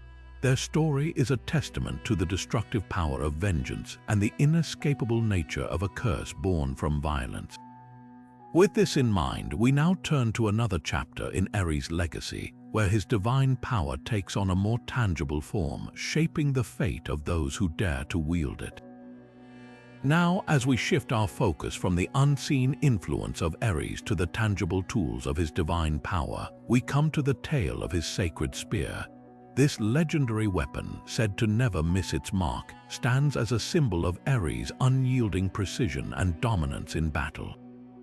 Crafted by the gods themselves, the spear was more than just a weapon. It was an extension of Ares' will, a manifestation of his relentless pursuit of victory. The sacred spear was revered not only for its unmatched accuracy, but also for the fear it inspired in those who faced it. In the hands of Ares, the spear became an instrument of divine retribution, striking down enemies with unerring force. Its very presence on the battlefield was enough to turn the tide of war, as warriors on both sides knew that to face Ares was to face the inevitability of his spear's deadly aim. This weapon became a cornerstone of his worship, with many rituals and offerings dedicated to honoring its power and seeking its favor. One of the most famous tales involving the sacred spear is its role in the Gigantomachy, the great war between the gods and the giants. As the giants rose to challenge the Olympians, Ares wielded his spear with unmatched ferocity, striking down his foes with precision and ensuring the gods' victory. The spear's unerring accuracy became a symbol of divine justice, as it seemed to seek out those who dared to defy the gods and deliver their punishment without fail. But the spear's significance extended beyond the battlefield. It was also a symbol of Ares' authority and his connection to the mortal world. Many cities and warriors sought to emulate the power of the sacred spear, crafting their own weapons in its likeness and dedicating them to the god of war. These replicas, though lacking the divine essence of Ares' spear, served as a reminder of his influence and the respect he commanded among those who revered him. The sacred spear also played a role in the myths of heroes who crossed paths with Ares. In some stories, the god would lend his spear to mortal champions, granting them a fraction of his power in exchange for their loyalty or service. These warriors, armed with the divine weapon, would achieve great feats in battle, further cementing the spear's reputation as a tool of unparalleled might. As we reflect on the myth of Ares' sacred spear, we see how it embodies the god's essence, unyielding, precise, and fearsome. It serves as a reminder of his dominance in war and the reverence he inspired among mortals and gods alike. With this in mind, we now turn to another chapter in Ares' legacy, where his divine influence takes on a new form, shaping the fate of those who dare to challenge him. Turning now to another legendary clash, we find Ares facing the giants of Pallene, a formidable race that dared to challenge the authority of the Olympian gods. These giants, born from the earth itself, were known for their immense strength and unyielding defiance. They saw themselves as equals to the gods, and their rebellion threatened to upend the divine order. But Ares, ever the embodiment of war's unrelenting force, rose to meet this challenge with unmatched ferocity. The battle against the giants of Pallene was no ordinary conflict. These towering beings wielded weapons forged from the very mountains they called home, and their sheer size made them nearly invincible, yet Ares was undeterred. Armed with his sacred spear and clad in his divine armor, he charged into the fray with a fury that shook the heavens. The clash was brutal, with the earth trembling under the weight of their struggle. Ares' ferocity in battle was on full display as he struck down one giant after another, his spear finding its mark with unerring precision. What set this battle apart was not just the physical might of the giants, but their audacity in challenging the gods. They believed their connection to the earth made them untouchable, but Ares proved them wrong. His relentless assault and strategic prowess turned the tide of the battle, forcing the giants to retreat. This victory was more than just a display of strength. It was a reaffirmation of the Olympian supremacy and Ares' vital role in maintaining it. The defeat of the giants of Pallene solidified Ares' reputation as a warrior without equal. It was a reminder to both mortals and immortals alike that to challenge the gods was to invite destruction. For Ares, this battle was not just about victory, it was about securing his place among the Olympians as a defender of their divine order. His triumph over the giants became a cornerstone of his legacy, celebrated in myths and rituals that honored his role as the god of war. As we reflect on this tale, we see how Ares' ferocity and determination were not just tools of destruction, but instruments of order. His battles were not fought for the sake of chaos, but to uphold the balance of power among the gods. And with this in mind, we now turn to another chapter in Ares' story, where his influence takes on a new dimension, shaping the lives of those who dared to invoke his wrath. Now, let's shift our focus to a lesser-known but fascinating aspect of Ares' legacy, his connection to Enyalius, a deity often associated with the chaos and frenzy of battle. Enyalius, sometimes regarded as Ares' son or even an alternate manifestation of the god of war himself, embodies the raw, untamed energy of combat, while Ares represents the broader aspects of war strategy, honor, and the clash of armies. Enyalius is the personification of the bloodlust and ferocity that erupts in the heat of battle. Together, they form a duality that captures the full spectrum of warfare, from its calculated maneuvers to its primal savagery. The worship of Enyalius was deeply intertwined with that of Ares, particularly in regions where martial prowess was highly valued. In some traditions, Enyalius was seen as a separate deity, a younger and more volatile figure who carried out the destructive will of his father. In others, he was viewed as an aspect of Ares himself, a way to distinguish the god's more brutal and chaotic tendencies from his role as a protector of warriors. This duality allowed worshippers to honor both the disciplined and the wild sides of war, recognizing that both were essential to victory on the battlefield. Rituals dedicated to Enyalius often mirrored those of Ares, but with a heightened emphasis on intensity and ferocity. Warriors would invoke his name before battle, seeking his favor to unleash their inner fury and overwhelm their enemies. Unlike the more structured ceremonies honoring Ares, Enyalius rites were often marked by frenzied dances, loud war cries, and displays of raw aggression. These practices reflected the belief that Enyalius thrived in the chaos of combat, driving warriors to fight with reckless abandon. The shared attributes of Ares and Enyalius highlight the complexity of war as both a strategic endeavor and a primal force.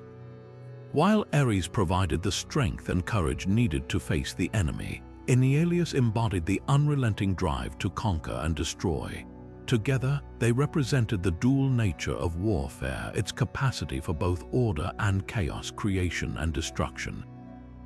This duality made them a powerful pair in the eyes of their worshippers, who sought their favor to ensure victory in battle. As we explore this lesser-known aspect of Ares mythology, we gain a deeper understanding of how the ancient Greeks viewed war, not just as a clash of armies, but as a force that could bring out both the best and the worst in humanity. The cult of Enyalius reminds us that war is as much about the frenzy of the moment as it is about the strategies that shape its outcome. And with this in mind, we now turn to another chapter in Ares' story, where his influence extends beyond the battlefield and into the lives of those who dared to challenge his authority. Now let's journey into a tale that showcases Ares' role as a protector of the gods, not just a bringer of war. This time, we find him facing off against the Telchines, a mysterious and malevolent race of sorcerers. Known for their dark magic and cunning, the Telchines were a threat not only to mortals but also to the divine order of Olympus. Their powers were vast, capable of twisting the natural world and even challenging the gods themselves. But when their ambitions grew too great, Ares stepped in to put an end to their schemes. The Telchines were no ordinary foes. They were masters of enchantment, able to manipulate the elements and cast spells that could corrupt even the strongest of wills. Some myths describe them as shapeshifters, taking on forms that struck fear into the hearts of those who crossed their path. Their dark magic was said to poison the land, turning fertile fields into barren wastelands and spreading chaos wherever they went. For the gods, the Telchines represented a dangerous imbalance, a force that could undermine their authority and plunge the world into disorder. Ares, ever the champion of order through conflict, saw the Telchines as a threat that needed to be eradicated. Unlike his usual battles, this was not a clash of armies or a test of martial skill. Instead, it was a confrontation of raw power and divine will against the dark arts. Ares, armed with his indomitable strength and the blessings of his fellow gods, descended upon the Telchines with a fury that matched their own malice. The battle was fierce, with the sorcerers unleashing their most potent spells in a desperate attempt to repel the god of war, but Ares was relentless. His divine nature made him resistant to their magic, and his sheer force of will allowed him to break through their defenses. One by one, he dismantled their power, stripping away their enchantments and exposing their vulnerability. The Telchines, for all their cunning, could not withstand the unyielding might of Ares. In the end, their dark magic was no match for the gods' determination to protect Olympus and restore balance to the world. This victory was more than just another triumph for Ares. It highlighted his role as a defender of the divine order, a god who could rise above the chaos of war to safeguard the cosmos itself. The defeat of the Telchines ensured that their dark influence would never again threaten the gods or the mortal world. It was a reminder that Ares, though often associated with destruction, was also a force for preservation, a guardian who could wield his power to protect as well as to conquer. As we reflect on this tale, we see yet another layer of Ares' complex nature. He was not merely a god of bloodshed and conflict, but also a protector who stood against those who sought to disrupt the balance of the world. And with this chapter of his story behind us, we now turn to another myth that reveals yet another facet of his enduring legacy. Now, let's shift our focus to one of Ares' most iconic symbols of power, his sacred shield. Known as a weapon of both defense and terror, this legendary shield was more than just a piece of armor. It was a manifestation of Ares' divine authority, a tool that struck fear into the hearts of his enemies before the battle even began. Crafted by the gods themselves, the shield was said to radiate an aura of dread, its surface etched with images of war and chaos that seemed to come alive in the heat of combat. The shield's design was as fearsome as its reputation. Some myths describe it as being forged from celestial metals, unbreakable and gleaming with an otherworldly light. Others claim it was adorned with the faces of fallen warriors, their expressions frozen in eternal agony, serving as a grim reminder of the consequences of defying the god of war. When Ares raised his shield, it was said to emit a deafening roar like the clash of 1,000 swords, a sound that could shatter the morale of even the bravest soldiers.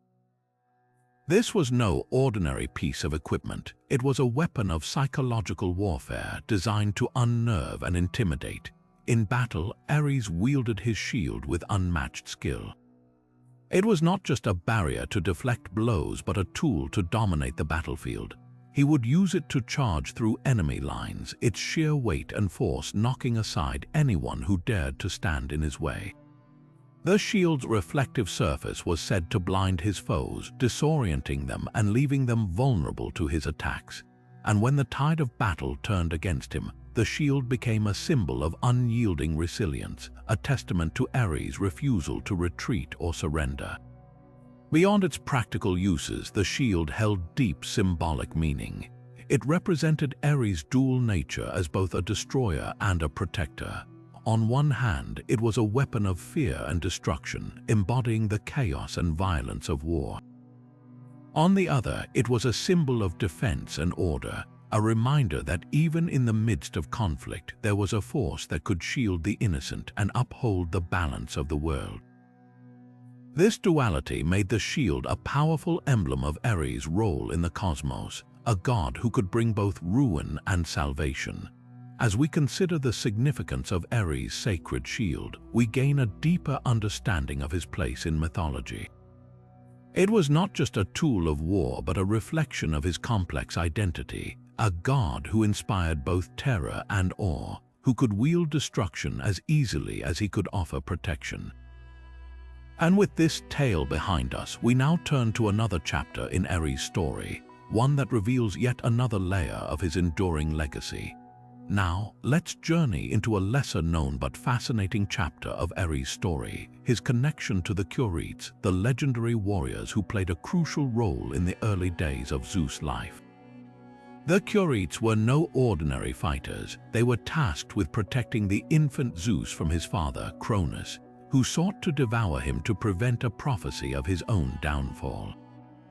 These warriors used their martial prowess and cunning to shield the future king of the gods, creating a deafening cacophony of clashing shields and spears to drown out the baby's cries and keep him hidden.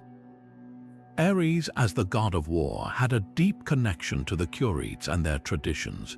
While he wasn't directly involved in their mission to protect Zeus, his influence was woven into their very identity as warriors.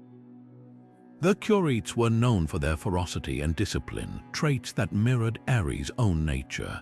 They were said to have been trained in the arts of war by the god himself, or at least inspired by his relentless spirit. Their rituals and combat techniques bore the mark of Ares' teachings, emphasizing strength, strategy, and an unyielding resolve in the face of danger. The Curetes' role in safeguarding Zeus also highlights an interesting aspect of Ares' character. While he is often portrayed as a god of chaos and destruction, his connection to these warriors reveals a more nuanced side. The Curetes were protectors, not just fighters, and their mission was one of preservation rather than conquest. This duality reflects Ares' own complex nature, a god who could embody both the chaos of war and the discipline required to defend what mattered most. In this way, the Curete story serves as a reminder that Ares' influence extended beyond the battlefield, shaping the very foundations of martial tradition and the ideals of protection. As we explore Ares' link to the Curetes, we see how his legacy permeated even the earliest myths of the gods. The Curetes' dedication to their duty and their mastery of warfare were a testament to Ares' enduring impact on the world of combat and strategy. And with this tale, we gain a deeper appreciation for the god of war's multifaceted role in mythology, not just as a bringer of conflict, but as a figure who inspired and guided those who fought for a greater cause. Now, let's turn our attention to another chapter in Ares' saga, where his influence takes on a new and unexpected form. Now, let's shift our focus to one of the most legendary warrior groups in Greek mythology, the Myrmidons.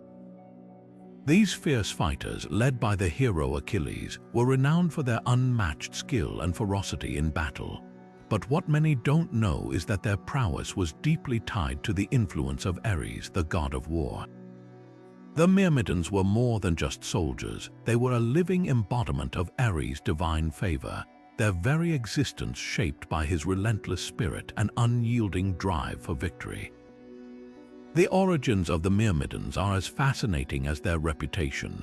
According to myth, they were created from ants by Zeus himself, transforming these humble creatures into a race of warriors. This unusual beginning set the stage for their extraordinary abilities, but it was Ares who truly molded them into a force to be reckoned with. The god of war imbued them with his own traits: courage, discipline, and an insatiable hunger for combat. Under Achilles' leadership, the Myrmidons became a symbol of Ares' influence, their every action on the battlefield a testament to his divine power. Ares' connection to the Myrmidons wasn't just about their fighting skills, it was also about their mindset. These warriors were known for their unwavering loyalty and their willingness to face any challenge, no matter how daunting. This unbreakable resolve mirrored Ares' own nature, a god who thrived in the chaos of war and inspired those who followed him to do the same. The Myrmidons' ferocity wasn't just a product of training, it was a reflection of the god's blessing, a mark of his favor that set them apart from other warriors. One of the most striking examples of Ares' influence on the Myrmidons can be seen during the Trojan War. Under Achilles' command, they became a decisive force, turning the tide of battle with their unmatched skill and determination. Their presence on the battlefield was a reminder of Ares' power, their every victory a tribute to the god who had shaped them. Even when Achilles withdrew from the fight, the Myrmidons remained a formidable force, their loyalty to their leader and their divine patron never wavering. But Ares' influence wasn't without its darker side. The Myrmidons' ferocity often bordered on ruthlessness, a trait that reflected the god's own capacity for destruction. Their actions in battle were as much about instilling fear as they were about achieving victory, a reminder that Ares' favor came with a price. This duality, strength tempered by brutality, was a hallmark of the Myrmidons, and it underscored the complex nature of their relationship with the god of war. As we reflect on the Myrmidon story, we see how Ares' influence extended far beyond the battlefield. Through these warriors, he left an indelible mark on Greek mythology, shaping not just the course of wars but the very ideals of martial excellence. The Myrmidon's legacy is a testament to Ares' enduring power, a reminder that even in the chaos of conflict, there is a force that drives warriors to greatness. And with this tale, we gain a deeper understanding of how Ares' divine favor could elevate mortals to legendary status, forever etching their names into the annals of myth. Now, let's turn to another chapter in Ares' saga, where his influence takes on a new and unexpected form. Now, let's step into the realm of divine protection and power as we explore the myth of Ares' sacred armor. This legendary piece of divine craftsmanship was more than just a symbol of the god's might. It was a tangible manifestation of his invincibility. Forged by the gods themselves, this armor was said to grant its wearer unparalleled strength and protection, making them nearly unstoppable in battle. It wasn't just a tool of war, it was a testament to Ares' dominance over the battlefield and his ability to inspire both fear and awe in those who faced him. The sacred armor played a pivotal role in many of Ares' most famous battles. One such instance was during the Gigantomachy, the great war between the gods and the giants. Clad in his divine armor, Ares charged into the fray with unmatched ferocity, his presence alone enough to turn the tide of battle. The armor's impenetrable nature allowed him to face even the most fearsome giants without fear, his every strike amplified by the divine power it bestowed. This wasn't just a display of strength, it was a reminder of Ares' unyielding resolve and his role as a protector of Olympus. But the armor's significance extended beyond its use in battle. It also held a sacred place in the worship of Ares. Temples dedicated to the god often featured depictions of the armor, symbolizing his invincibility and the protection he offered to his followers. Warriors would pray to Ares, seeking his favor and the strength of his divine armor in their own struggles. The armor became a symbol of hope and resilience, a reminder that even in the face of overwhelming odds, Ares' power could turn the tide. One of the most intriguing aspects of the armor's myth is its connection to mortal heroes. On rare occasions, Ares would lend his sacred armor to chosen warriors, granting them a taste of his divine power. These heroes, blessed by the god of war, would achieve feats of valor that seemed almost impossible. Yet this gift came with a warning: the armor's power was not to be taken lightly. Those who wore it were expected to embody Ares' ideals of courage and discipline, for misuse of its power could lead to their downfall. This duality, strength tempered by responsibility, reflected the complex nature of Ares himself. The sacred armor also played a role in the Trojan War, where Ares' influence was felt on both sides of the conflict. While the god himself often intervened directly, his armor became a symbol of the divine favor that could sway the outcome of battles. Warriors who fought under Ares' banner believed that his armor's power extended to them, inspiring them to fight with unmatched determination. Even when the armor wasn't physically present, its legend loomed large over the battlefield, a reminder of the god's ever-watchful presence. As we reflect on the myth of Ares' sacred armor, we see how it encapsulates the essence of the god of war. It wasn't just a tool of destruction, it was a symbol of protection, strength, and the unbreakable spirit of those who fought under Ares' banner. Through this myth, we gain a deeper understanding of how Ares' influence shaped not only the outcomes of battles, but also the hearts and minds of those who revered him. And now, as we move forward, we'll uncover another tale that reveals yet another facet of Ares' complex and enduring legacy. Now, let us turn our attention to a lesser-known but fiercely significant chapter in Ares' storied legacy, the war against the Dolians. This tribe, known for their fierce independence and resistance to outside influence, stood as a direct challenge to Ares' authority. The Dolians refused to honor the god of war, rejecting his worship and the power he represented. For Ares, this was not just an affront to his divine status, but a threat to his dominance in the region. What followed was a clash that would cement his reputation as an unstoppable force. The conflict began when the Dolians openly defied Ares, refusing to offer sacrifices or acknowledge his role as a protector of warriors. This act of defiance was seen as a direct challenge to the god's authority, and Ares, never one to back down from a fight, swiftly took action. The war that ensued was brutal and unrelenting, with Ares leading the charge against the Dolians with his characteristic ferocity. His presence on the battlefield was enough to strike fear into the hearts of his enemies, and his divine power turned the tide of battle in his favor. The Dolians, though fierce and determined, were no match for the god of war. Ares' mastery of combat and his unyielding resolve proved to be their undoing.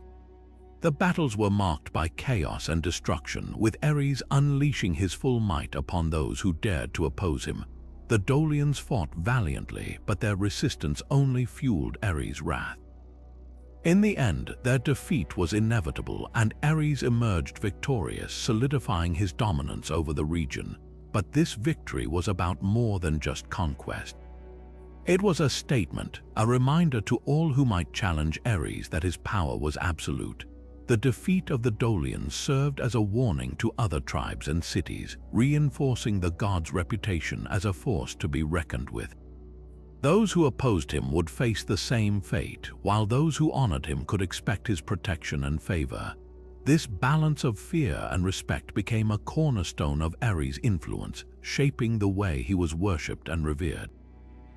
The war against the Dolians also highlighted Ares' role as a god who demanded loyalty and obedience. His victory was not just a display of strength, but a lesson in the consequences of defiance.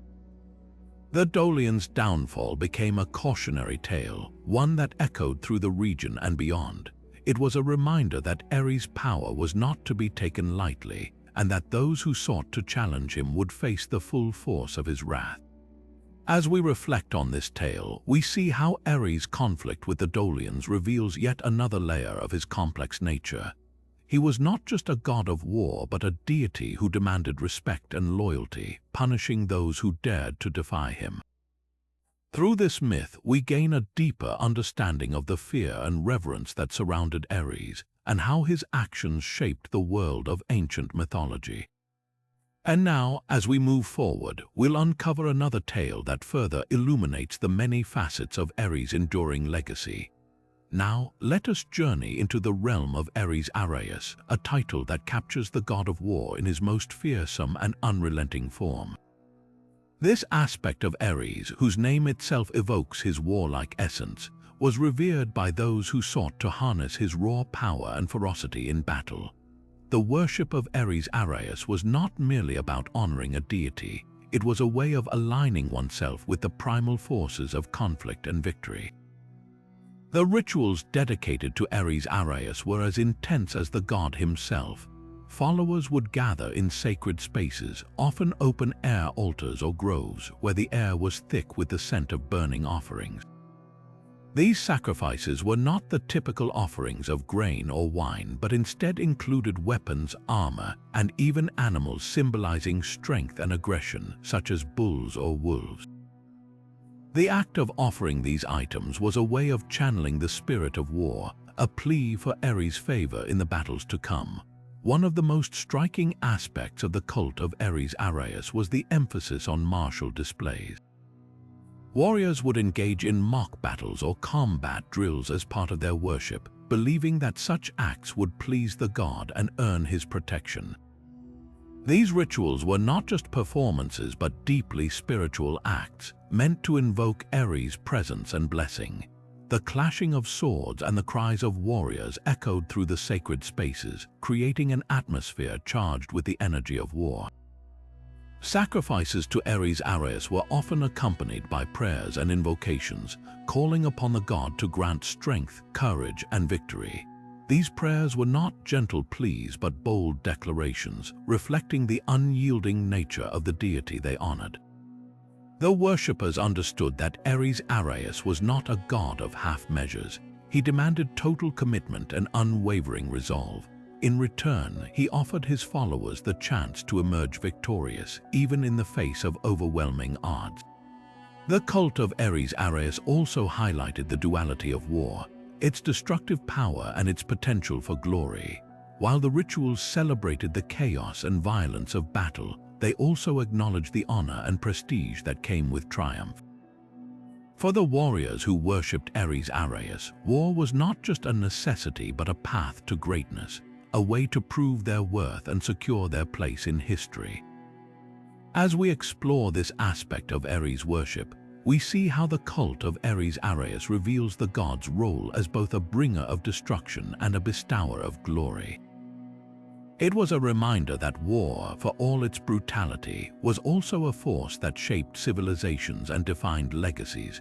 Through these rituals and sacrifices, the followers of Ares Areus sought to embody the god's indomitable spirit, ensuring that his power would guide them to victory.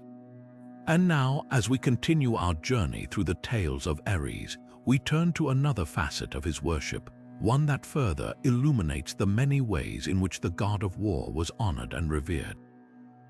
Now, let us shift our focus to a lesser-known but equally dramatic chapter in the saga of Ares, his fierce conflict with the Bebryces, a tribe renowned for their warlike nature and defiance of the gods.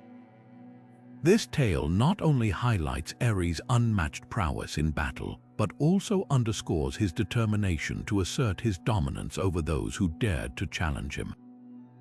The Bebryces were a formidable people known for their strength, aggression, and refusal to bow to any authority, divine or mortal. They thrived in the rugged lands of Bithynia, where their warrior culture was deeply ingrained. To the Bebryces, war was not just a means of survival but a way of life, and they saw themselves as equals to the gods in their ferocity. This arrogance, however, would bring them into direct conflict with Ares, the very embodiment of war itself. When the Bebryces began to raid neighboring territories and even desecrate sacred sites dedicated to Ares, the god of war could no longer ignore their defiance. Determined to teach them a lesson, Ares descended from Olympus, his presence alone enough to strike fear into the hearts of mortals. The clash between Ares and the Bebryces was not just a battle of strength but a test of wills, as the tribes sought to prove their might against a deity. The confrontation was brutal and unrelenting. Ares, armed with his divine spear and shield, unleashed his fury upon the Bebryces, cutting through their ranks with unmatched precision. The tribe's warriors, though skilled and fearless, were no match for the god's supernatural power. Ares moved through the battlefield like a storm, his every strike a reminder of his divine authority. The Bebryces, despite their courage, were swiftly overwhelmed, their defiance crushed under the weight of Ares' wrath.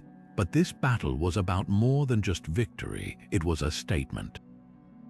By defeating the Bebryces, Ares not only reasserted his dominance but also sent a clear message to all who might challenge him.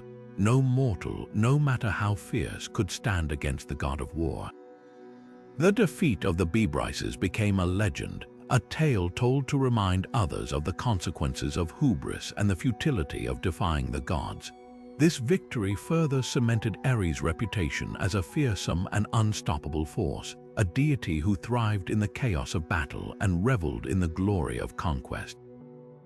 It also revealed a deeper truth about Ares, his role as a god who not only embodied war but also enforced its brutal order.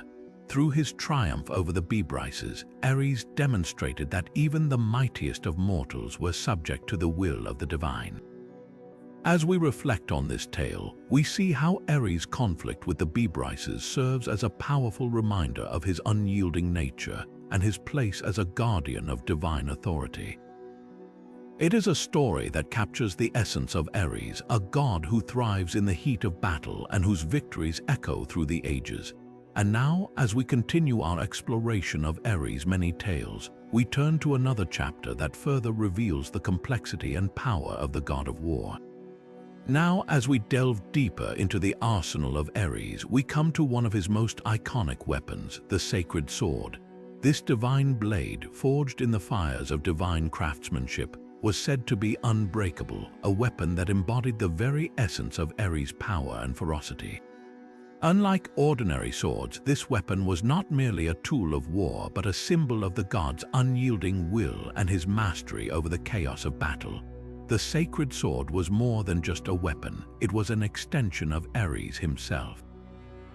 Legends speak of its gleaming edge, which never dulled, and its hilt, adorned with intricate designs that seemed to pulse with the god's divine energy. When wielded by Ares, the sword became a force of destruction, capable of cleaving through armies with ease. Its strikes were said to be so precise and devastating that even the bravest warriors would falter at the mere sight of it.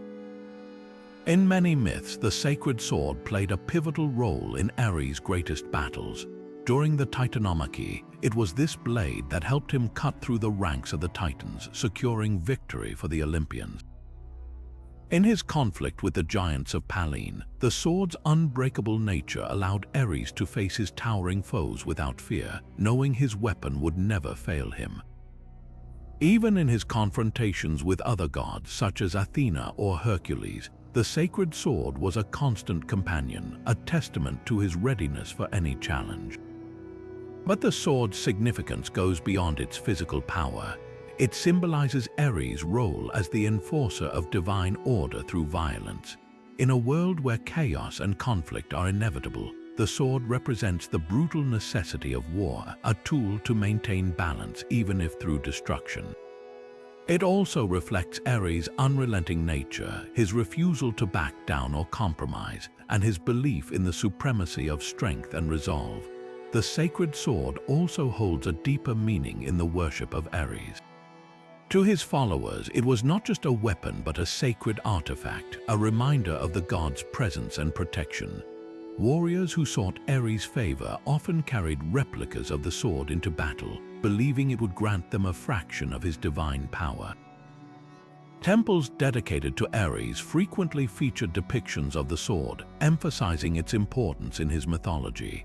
As we reflect on the sacred sword, we see how it encapsulates the duality of Ares, a god who is both feared and revered, a bringer of destruction and a guardian of order.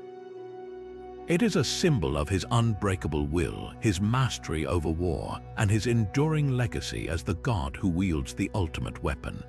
And now, as we move forward, we turn to another tale that further reveals the complexity of Ares and the many facets of his divine power. Now, as we shift our focus to another chapter in Ares' storied legacy, we encounter the tale of his war against the Phlegians, a tribe infamous for their brutality and lawlessness. The Phlegians were a people who thrived on chaos, their reputation for violence spreading far and wide. They were not merely warriors, they were marauders who disrupted the peace of the lands they invaded, leaving destruction in their wake. Their defiance of order and their relentless aggression made them a fitting adversary for Ares, the god who both embodied and sought to control the chaos of war. The conflict between Ares and the Phlegians was not just a battle of strength but a clash of ideologies. The Phlegians represented unchecked violence, a force that threatened to unravel the fragile balance of the world. Ares, on the other hand, though a god of war, understood the necessity of order within conflict. He saw the Phlegians as a challenge to his authority and a threat to the stability he sought to maintain through his divine influence. This war was not merely about dominance, it was about restoring balance to a region teetering on the edge of anarchy. When Ares descended upon the Phlegians, it was with the full force of his divine power. The battlefield became a stage for his ferocity as he wielded his sacred sword and shield with unmatched precision. The Phlegians, though fierce, were no match for the god of war.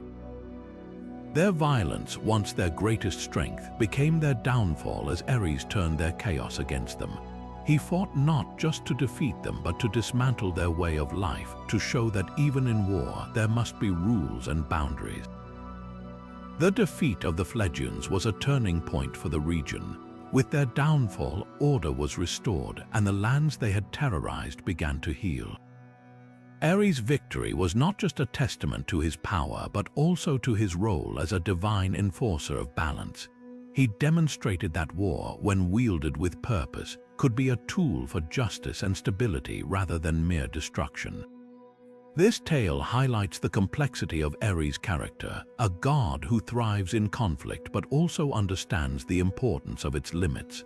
As we reflect on this story, we see how Ares' war against the Phlegians reveals a deeper truth about his nature.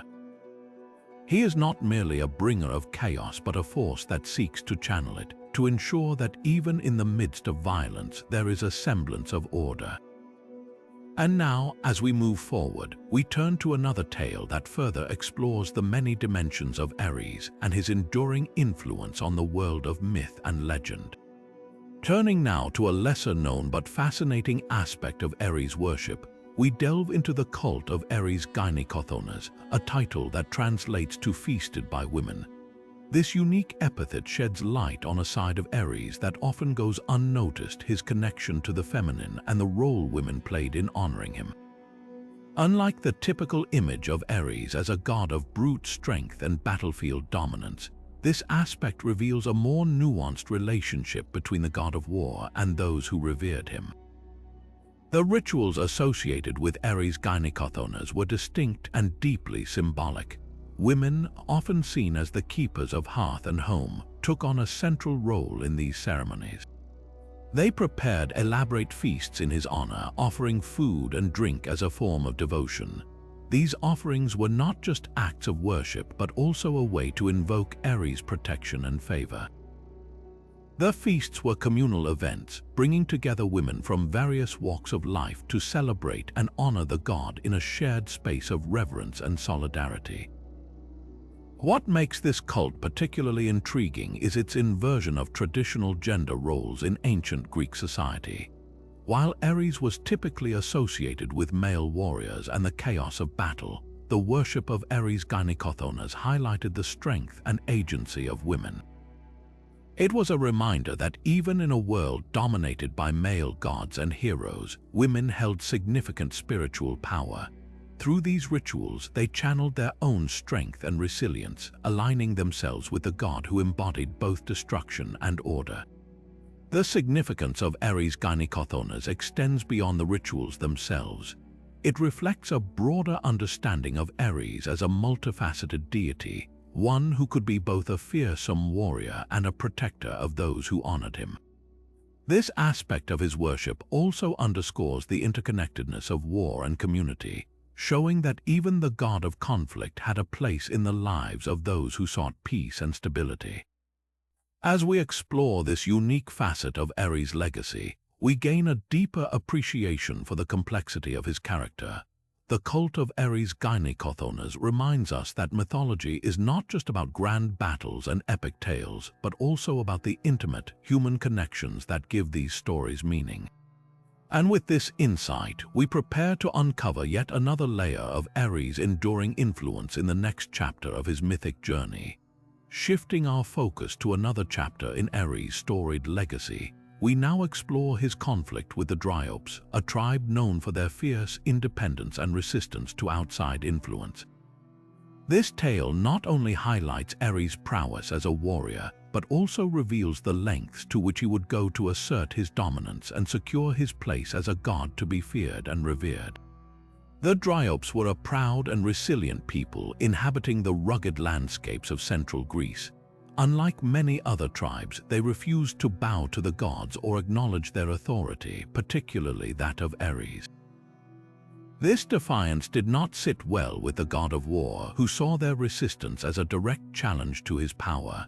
Determined to bring them to heel, Ares descended upon their lands with his characteristic ferocity, ready to wage a war that would leave no doubt about his supremacy. The battle between Ares and the Dryops was fierce and unrelenting.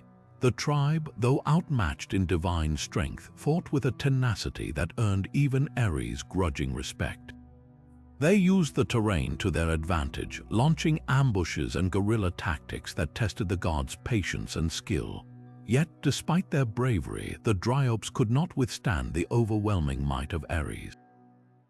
His divine weapons and unyielding determination turned the tide of the conflict, leading to their eventual defeat. With the Dryops subdued, Ares established his dominance over their lands, ensuring that his name would be remembered with both fear and reverence.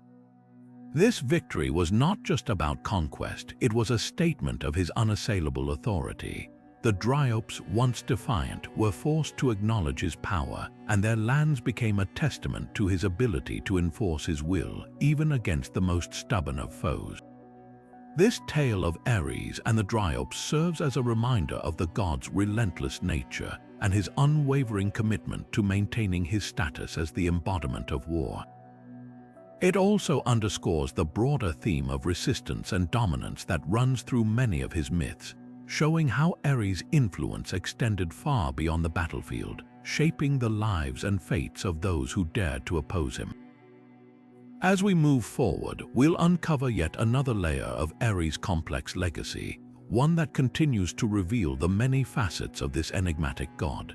Now, as we turn the page to another intriguing chapter in Ares' saga, we encounter the tale of his sacred helm, a divine artifact shrouded in mystery and power. This helmet, known for its ability to render its wearer invisible, played a pivotal role in many of Ares' battles, symbolizing not only his cunning but also his mastery over the chaos of war. The sacred helm was no ordinary piece of armor.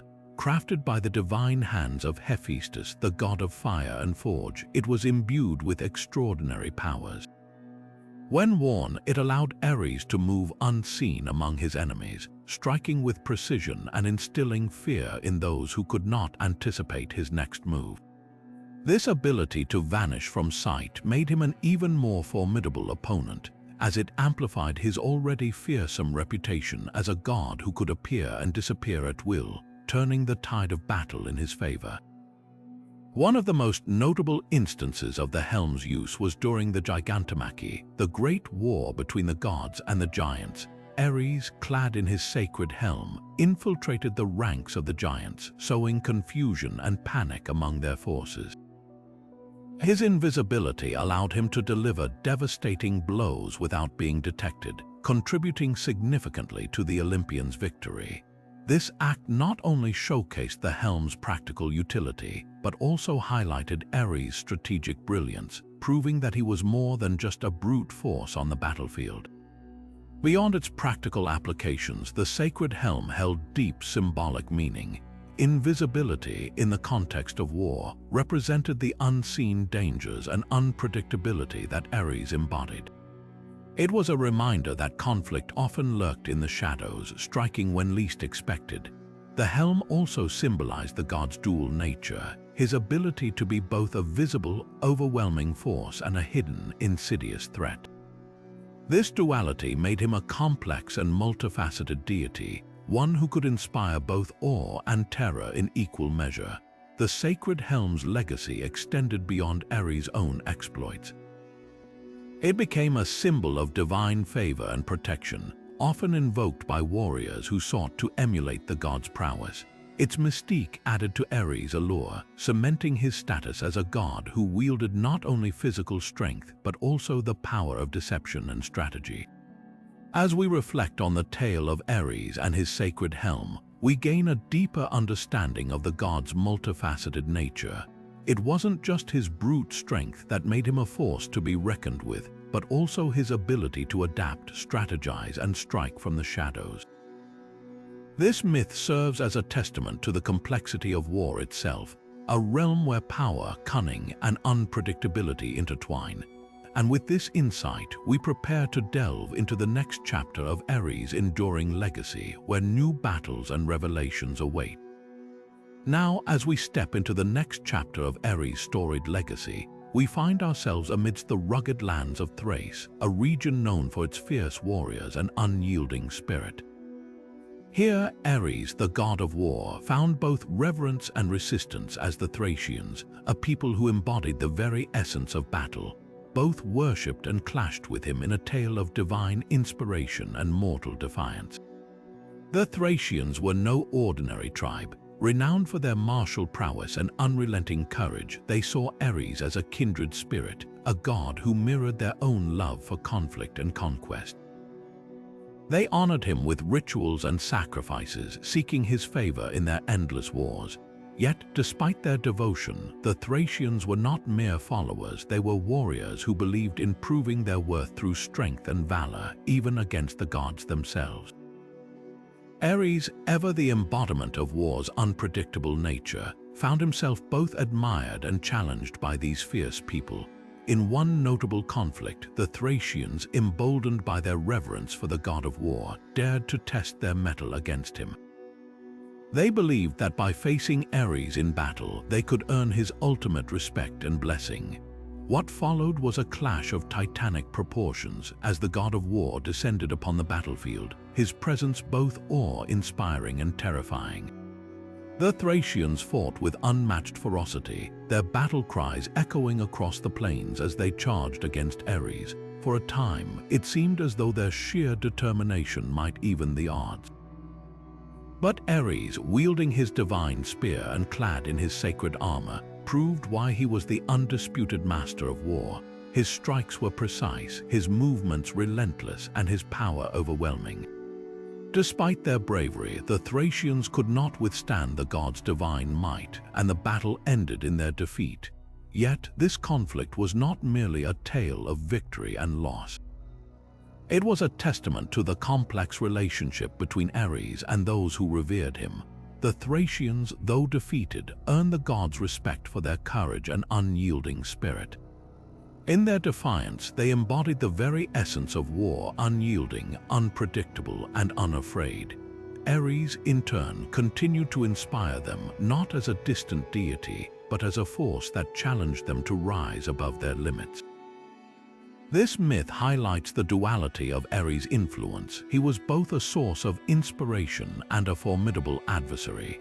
For the Thracians, he represented the ultimate test of their strength, a god who demanded their best and rewarded their bravery even in defeat. It is a reminder that war, in all its chaos and glory, is not just about victory, but about the courage to face the unknown and the strength to rise again. As we leave the battlefields of Thrace behind, we carry with us a deeper understanding of Ares' role as both a god of war and a symbol of the warrior's spirit. His conflict with the Thracians reveals the intricate balance between reverence and resistance, a theme that echoes throughout his many tales. And now, as we prepare to explore the next chapter of his legacy, we are reminded that the god of war's influence is as vast and varied as the battles he has shaped. Shifting our focus now, we delve into the lesser-known yet deeply fascinating aspect of Ares worship, the cult of Ares and Aeolus. This title, emphasizing his martial prowess, reveals a side of the god of war that was both revered and feared in equal measure. The cult of Ares and Aeolus was not just about honoring a deity, it was a celebration of the raw, unbridled power of war itself. In ancient Greece, Ares and Aeolus was worshipped primarily by warriors and soldiers who sought his favor before heading into battle. The rituals dedicated to him were intense and often involved offerings of weapons, armor, and even the spoils of war. These acts were not merely symbolic, they were believed to invoke Ares' divine strength and ensure victory on the battlefield. The cult's practices were steeped in the belief that Ares and Aeolus embodied the very essence of combat: unyielding, fierce, and relentless. One of the most striking aspects of this worship was the emphasis on physical endurance and martial skill. Followers of Ares and Aeolus would engage in rigorous training and mock battles, not just to prepare for war but to honor the god through their own strength and discipline. These rituals were a way of aligning themselves with Ares' divine energy, transforming their bodies and minds into instruments of war. It was a form of worship that demanded as much as it rewarded, reflecting the god's own demanding nature. The significance of Ares and Aeolus extended beyond the battlefield. In times of peace, his cult served as a reminder of the ever-present potential for conflict and the need for vigilance. The rituals and ceremonies were a way of maintaining a connection to the god, ensuring that his favor would be granted when needed. This aspect of Ares' worship highlights the duality of his role, not just as a bringer of war, but as a protector and enforcer of order through strength. The cult of Ares and Aeolus also underscores the complexity of Ares' character. While he was often seen as a destructive force, this aspect of his worship reveals a more nuanced understanding of his role. Ares and Aeolus was not just about chaos, he was about the discipline and skill required to navigate the chaos of war. His followers saw him as a guide, a source of strength, and a symbol of the warrior's code. As we reflect on the cult of Ares and Aeolus, we gain a deeper appreciation for the multifaceted nature of the god of war. His worship was not just about fear or reverence, it was about embodying the principles he represented: courage, strength, and the relentless pursuit of victory. This aspect of Ares' legacy reminds us that war, in all its forms, is as much about the spirit of the warrior as it is about the battles they fight. With this understanding, we now turn our attention to the next chapter of Ares' story, where his influence takes on new dimensions in the myths and legends that continue to shape his enduring legacy. Turning now to a lesser-known but fiercely contested chapter in Ares' mythos, we explore his conflict with the Corcones, a tribe that dared to defy the god of war. This tale is a testament to Ares' unyielding nature and his determination to assert his dominance over those who challenged his authority. The Corcones, a warlike people themselves, refused to honor Ares, setting the stage for a clash that would underscore his fearsome reputation. The Corcones were no ordinary adversaries. Known for their skill in battle and their fierce independence, they represented a significant threat to Ares' influence in the region. Their refusal to worship him was not just an act of defiance, it was a direct challenge to his divine power. For Ares, this was unacceptable. The god of war could not allow such insolence to go unanswered, and so he prepared for battle, determined to crush the Corcones and reassert his supremacy. The conflict that followed was brutal and unrelenting. Ares, embodying the chaos and fury of war, descended upon the Corcones with unmatched ferocity. His presence on the battlefield was overwhelming, striking fear into the hearts of even the bravest warriors. The Corcones fought valiantly, but they were no match for the divine might of Ares. His strength, combined with his mastery of combat, ensured that the tide of battle turned decisively in his favor. What makes this tale particularly compelling is not just the outcome of the battle, but the way it highlights Ares' strategic brilliance. He did not rely solely on brute force. Instead, he used his knowledge of warfare to outmaneuver the Corcones, exploiting their weaknesses and turning their strengths against them. This victory was not just a display of power, it was a demonstration of Ares' cunning and his ability to dominate through both physical and mental prowess. With the Corcones defeated, Ares secured his dominance in the region, sending a clear message to all who might consider opposing him. His victory was a reminder of the consequences of defying the god of war, and it solidified his reputation as an unstoppable force. The Corcones, once proud and defiant, were forced to acknowledge his supremacy, and their defeat became a cautionary tale for others. This myth also sheds light on the broader themes of Ares' character. While he is often portrayed as a god of chaos and destruction, his battle with the Corcones reveals a more calculated side to his nature. Ares was not just a bringer of war, he was a master strategist who understood the complexities of conflict. His ability to adapt and outthink his enemies was as crucial to his victories as his physical strength. As we reflect on this tale, we see Ares not just as a symbol of war, but as a figure who embodies the relentless pursuit of dominance and the unyielding will to overcome any challenge. His conflict with the Corcones is a powerful reminder of his enduring legacy and the lengths to which he would go to protect his honor and authority. With this chapter of Ares' story now explored, we move forward to uncover another facet of his mythos, where his influence continues to shape the world of gods and mortals alike. Now, let us turn our attention to a tale that intertwines Ares' divine power with the fate of one of ancient Greece's most storied cities, Thebes. At the heart of this myth lies Ares' sacred spear, a weapon of unparalleled might and significance. This spear was not merely a tool of war, it was a symbol of protection, a divine artifact entrusted with safeguarding Thebes from its enemies. Its story reveals not only the god's connection to the city, but also the profound symbolism of his role as a protector. The sacred spear of Ares was said to have been forged in the fires of Olympus, imbued with the god's own essence.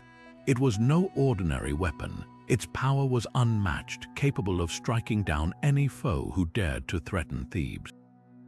The city, which held Ares in high regard as one of its patron deities, revered the spear as a sacred relic.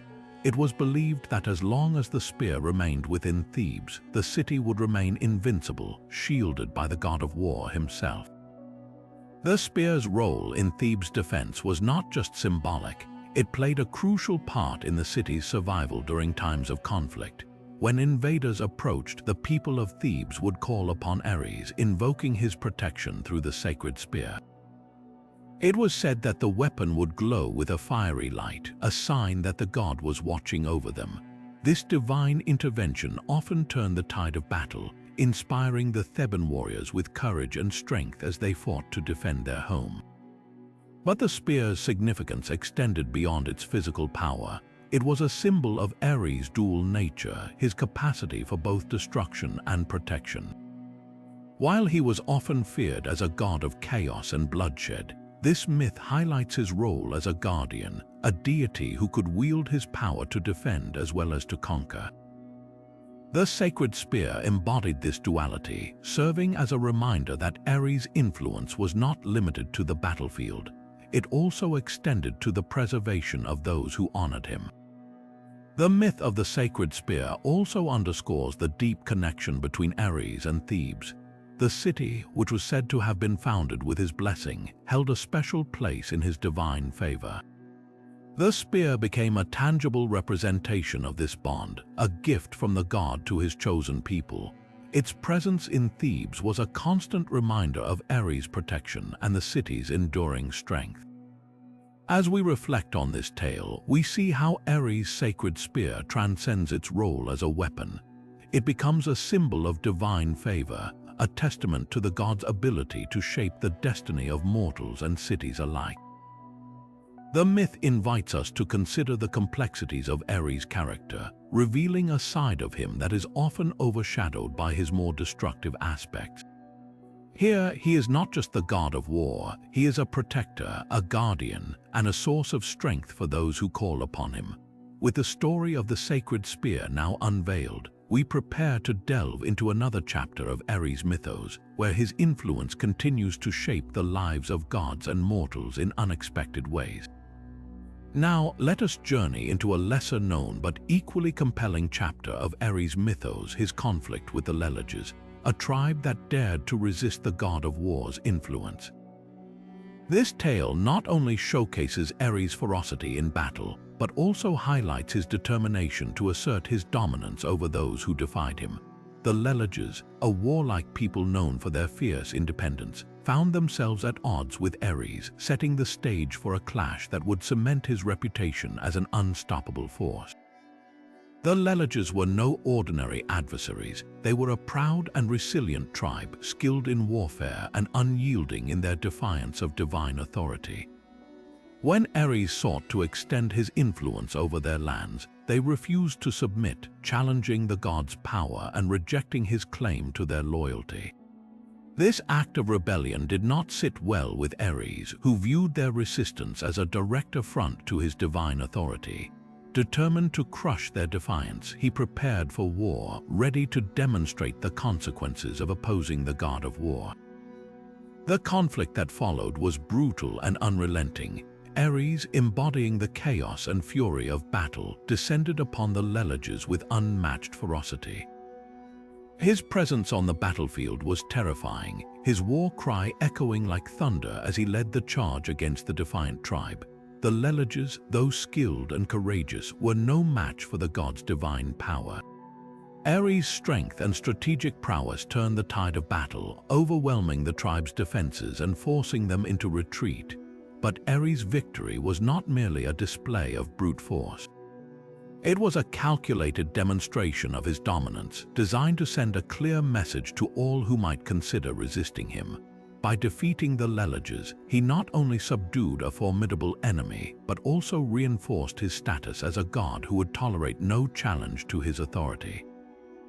The tribe's defeat served as a stark reminder of the consequences of defying Ares, ensuring that his influence would remain unchallenged in the region. This myth also sheds light on Ares' role as a god who demanded respect and obedience. While he was often associated with the chaos of war, this tale reveals his determination to maintain order through strength and dominance.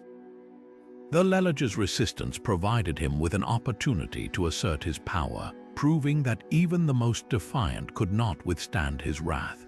In this way, the conflict with the Leleges became a defining moment in Ares' mythos, illustrating his ability to enforce his will through both fear and force. As we reflect on this tale, we see how Ares' victory over the Leleges underscores his complex nature. He is not merely a god of destruction, but also a deity who seeks to impose his authority and maintain his dominance. This myth invites us to consider the dualities within Ares' character, his capacity for both chaos and control, destruction and dominance.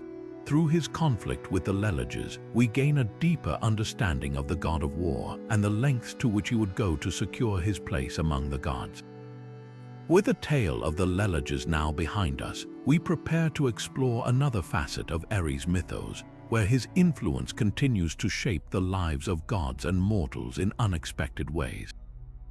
Now, let us turn our attention to a unique and fascinating aspect of Ares' worship, the cult of Ares Hippios. This lesser-known title, meaning Ares of the Horses, highlights the god's deep connection to these majestic creatures, which were not only symbols of power and speed, but also essential to the art of war in ancient times. The worship of Ares Hippios offers a glimpse into how the god of war was revered in a form that blended his martial prowess with the grace and strength of horses. In ancient Greece, horses were more than mere animals. They were vital to warfare, transportation, and even religious ceremonies. Ares, as the god of war, naturally became associated with these creatures, embodying their ferocity and agility in battle. The cult of Ares Hippios celebrated this connection, honoring the god as a protector of cavalry and a divine force that could inspire both horse and rider to greatness. Temples and altars dedicated to Ares Hippios often featured depictions of horses, and rituals were performed to seek his favor in battle and ensure victory on the battlefield. One of the most significant rituals associated with Ares Hippios involved the sacrifice of horses, a practice that underscored the sacred bond between the god and these animals. These sacrifices were not acts of cruelty, but rather profound expressions of devotion, meant to honor Ares and secure his blessings. The blood of the sacrificed horses was often used in purification rites, symbolizing the renewal of strength and the cleansing of warriors before they entered combat. Additionally, chariot races and equestrian competitions were held in Ares' honor, blending athleticism with religious devotion and celebrating the god's connection to speed and power. The significance of Ares Hippios extended beyond the battlefield. Horses were also seen as intermediaries between the mortal and divine realms, and their association with Ares reinforced his role as a bridge between the chaos of war and the order of the gods. By worshipping Ares in this form, devotees acknowledged his ability to harness the raw energy of horses and channel it into victory and dominance. This aspect of his worship also reflected the ancient Greeks' reverence for the natural world and their belief in the divine forces that governed it. Through the cult of Ares Hippios, we gain a deeper understanding of how Ares was perceived not just as a god of destruction, but as a multifaceted deity whose influence extended into every aspect of life. His connection to horses symbolized the harmony between strength and grace, power and control, reminding us that even the god of war could embody qualities that transcended mere violence. This unique form of worship invites us to see Ares in a new light, as a god who could inspire both fear and admiration, chaos and beauty. As we leave the world of Ares Hippios behind, we prepare to delve into another chapter of Ares mythos, where his influence takes on new dimensions and his legacy continues to unfold in unexpected ways. Now, let us journey to the rugged lands of ancient Thrace, where Ares' influence once again took center stage in a fierce conflict with the Mariandyni, a tribe known for their fierce independence and resistance to outside authority. This tale of war and dominance reveals yet another layer of Ares' unyielding power and his ability to assert his will over those who dared to defy him. The Mariandyni were a proud and warlike people inhabiting the coastal regions of the Black Sea. They were renowned for their skill in battle and their refusal to bow to any god or ruler. When Ares sought to establish his worship among them, they resisted fiercely, viewing his demands as an affront to their autonomy. This defiance sparked a brutal conflict, as Ares, ever the embodiment of war, could not tolerate such opposition. The stage was set for a clash that would test both the strength of the Mariandyni and the resolve of the god of war. Ares descended upon the Mariandyni with all the fury of a storm, his presence alone enough to strike fear into the hearts of even the bravest warriors. The battles that followed were fierce and unrelenting, with Ares leading the charge, his divine spear and shield gleaming in the chaos of combat. The Mariandyni fought valiantly, their warriors driven by a deep love for their homeland and a determination to protect their way of life. Yet, against the god of war, their mortal strength could only hold for so long. The turning point came when Ares unleashed his full might, his divine power overwhelming the Mariandyni's defenses. The skies darkened and the earth trembled as he struck down their leaders, leaving the tribe in disarray. With their resistance broken, the Mariandyni were forced to acknowledge Ares' dominance, and his worship was established among them.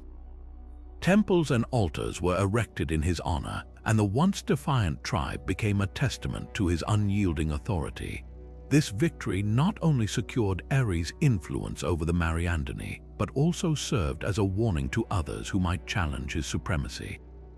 The tale of this conflict underscores Ares' role as a god who demanded respect and submission, a deity whose wrath could not be escaped. Yet, it also highlights the complex relationship between Ares and those who worshipped him. Even in defeat, the Mariandyni found a place within his divine order, their fierce spirit now channeled into honoring the god who had conquered them. As we reflect on this chapter of Ares mythos, we are reminded of the god's relentless pursuit of dominance and the lengths to which he would go to secure his place among mortals and gods alike. His victory over the Mariandyni stands as a testament to his power and his unshakable will, a reminder that even the mightiest of tribes could not withstand the fury of the god of war. With this tale behind us, we now turn to another chapter in Ares' storied legacy, where his influence takes on new forms and his battles continue to shape the world of myth and legend. Now, as we shift our focus to the windswept plains of Thrace, we uncover a tale that intertwines divine power with the art of war. Here, Ares' sacred chariot, a symbol of his unrelenting might, takes center stage. This legendary chariot, drawn by fire-breathing horses, was said to bring victory to those who invoked its power, making it a cornerstone of Ares' worship in the region. The chariot itself was no ordinary vehicle. Crafted by divine hands, it was adorned with intricate carvings depicting scenes of battle and triumph, each detail a testament to Ares' dominance. The horses that pulled it were no less extraordinary, their fiery breath and thunderous hooves striking terror into the hearts of enemies. To the people of Thrace, this chariot was more than a weapon. It was a sacred relic, a manifestation of Ares' favor and a guarantee of success in war.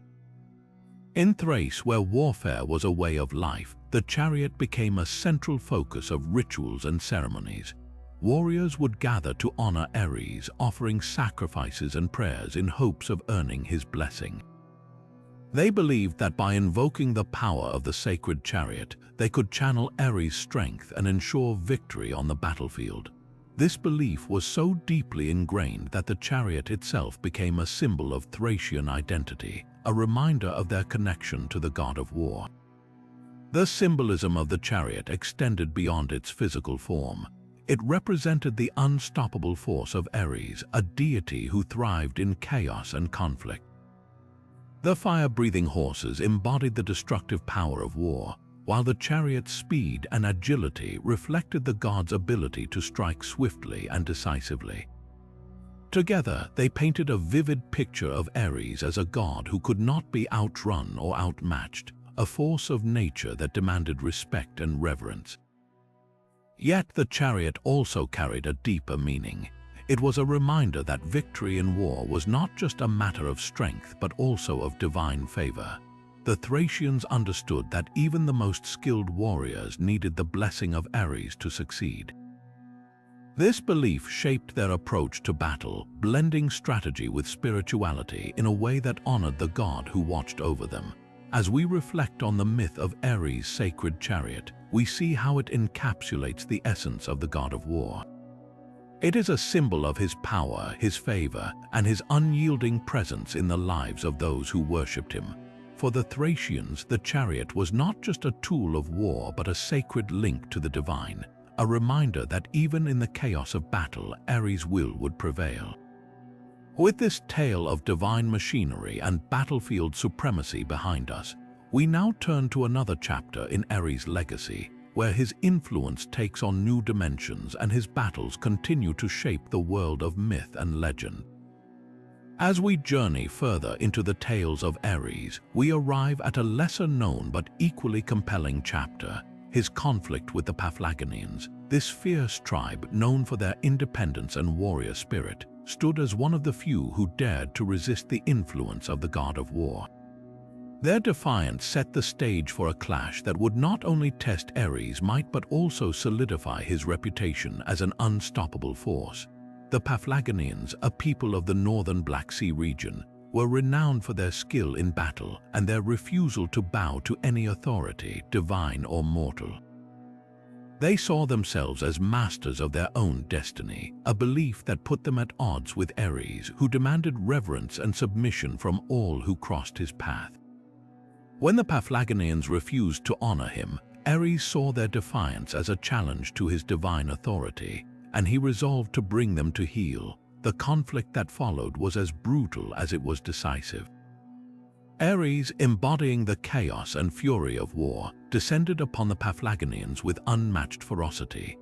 The battlefield became a storm of clashing steel and roaring flames as the god of war unleashed his wrath upon those who dared to oppose him.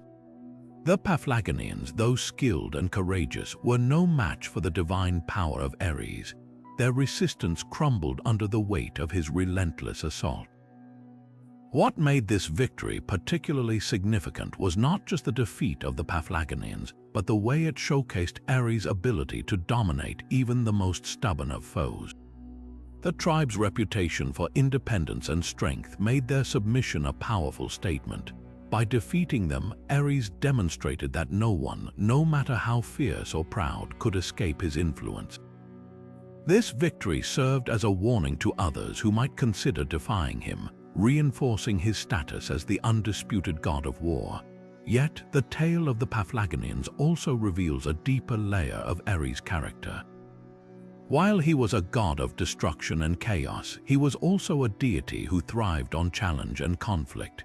The Paphlagonians' resistance, though ultimately futile, highlighted the very essence of what Ares represented, the unyielding spirit of war itself. Their defiance, though crushed, added to the mythos of Ares as a god who could not be outmatched, a force that thrived on the chaos of battle. As we reflect on this tale, we see how Ares' victory over the Paphlagonians was more than just a display of power. It was a reminder of his dominance over the mortal world, a testament to his ability to bend even the strongest wills to his own.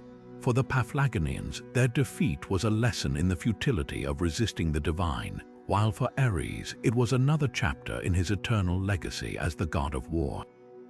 With this story of defiance and dominance behind us, we now turn to another facet of Ares' influence, where his connection to the natural world takes center stage, revealing yet another dimension of his complex and multifaceted nature. Now, as we delve into the darker and more primal aspects of Ares' worship, we encounter the cult of Ares the Rhetor, a title that highlights his savage and untamed nature. This lesser-known aspect of Ares reveals a side of the god that is raw, ferocious, and deeply connected to the primal instincts of war. The cult of Ares the Rhetor was not for the faint of heart, as it celebrated the god's most brutal and unrestrained qualities, offering a glimpse into how ancient worshippers sought to honor the chaos and fury he embodied. The rituals associated with Ares the Rhetor were intense and often involved acts that mirrored the violence of battle. Worshippers would gather in sacred spaces, often in remote or wild locations, to perform ceremonies that invoked the god's savage energy. These rituals included offerings of weapons, animal sacrifices, and even mock battles, all designed to channel the raw power of Ares. The participants believed that by engaging in these acts, they could draw closer to the god and gain his favor, particularly in times of conflict or strife. What set the cult of Ares the Rhetor apart was its emphasis on the untamed and unpredictable aspects of war. Unlike other forms of Ares worship, which often focused on strategy or military prowess, the Rhetor's cult celebrated the chaos and destruction that war could bring. This aspect of Ares was seen as both terrifying and awe-inspiring, a reminder that war was not just a tool of conquest but a force of nature that could not be fully controlled. The rituals of the cult were a way for worshippers to confront and embrace this reality, acknowledging the darker side of human conflict. The significance of Ares the Rhetor extended beyond the battlefield. His worship served as a reminder of the primal instincts that lay at the heart of human nature, instincts that could be both destructive and transformative. By honoring Ares in this form, worshippers sought to tap into their own inner strength and resilience, preparing themselves for the challenges of life in a world where conflict was ever present. The cult's practices were a way of acknowledging the inevitability of struggle and finding meaning within it. As we explore the cult of Ares the Rhetor, we see how this aspect of the god's worship reflects the complexities of his character. Ares was not just a god of war, but a deity who embodied the full spectrum of human experience, from the disciplined strategies of generals to the raw fury of the battlefield. The Rhetor's cult reminds us that war, in all its forms, is a force that shapes both individuals and societies, leaving an indelible mark on those who encounter it. With this exploration of Ares' savage nature behind us, we now turn to the final chapter of his story, where we reflect on his enduring legacy and the lessons his myths continue to teach us about the nature of war, power, and the human spirit. As we step into the final chapter of Ares' story, we find ourselves reflecting on the profound and lasting impact of the god of war. Ares' legacy is one that stretches far beyond the myths of ancient Greece, weaving its way into the fabric of human history and culture. His tales, filled with both the glory and the horror of war, have shaped how societies understand conflict, power, and the human spirit. From the battlefields of antiquity to the modern interpretations of warfare, Ares' influence remains as powerful as ever. In ancient times, Ares was more than just a deity to be worshipped. He was a symbol of the inevitable struggles that define human existence. His myths served as cautionary tales, reminding people of the destructive potential of unchecked aggression, while also celebrating the courage and resilience required to face life's battles. For the Spartans, Ares was a source of inspiration, embodying the discipline and ferocity needed to survive in a world dominated by conflict. For others, his stories were a reminder of the chaos and devastation that war could bring, urging them to seek balance and restraint. But Ares' legacy is not confined to the past. Even today, his myths resonate in our understanding of war and conflict. Modern literature, art, and media often draw upon the themes of Ares stories, exploring the duality of war as both a destructive force and a catalyst for change. From epic films to gripping novels, the god of war continues to inspire creators who seek to capture the complexity of human struggle. His enduring presence in popular culture is a testament to the timeless nature of his myths. Beyond entertainment, Ares' legacy also influences how we think about power and leadership.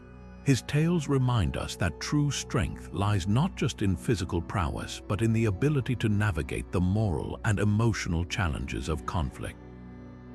Leaders throughout history have looked to Ares as a symbol of determination and resilience, drawing lessons from his myths to guide their own decisions in times of crisis.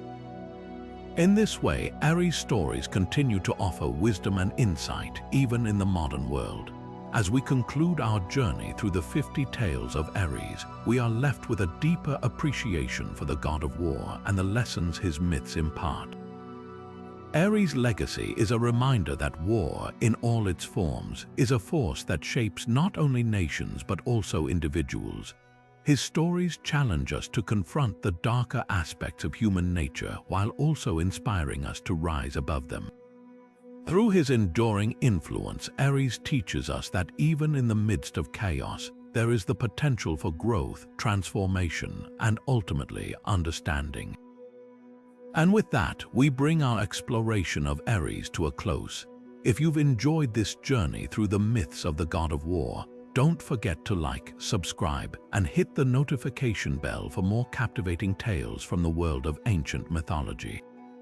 Until next time, may your battles be just and your victories meaningful. As we draw the curtain on these 50 powerful tales of Ares, it's impossible not to marvel at the intricate layers that define the god of war. Ares is not merely a symbol of brute force and destruction.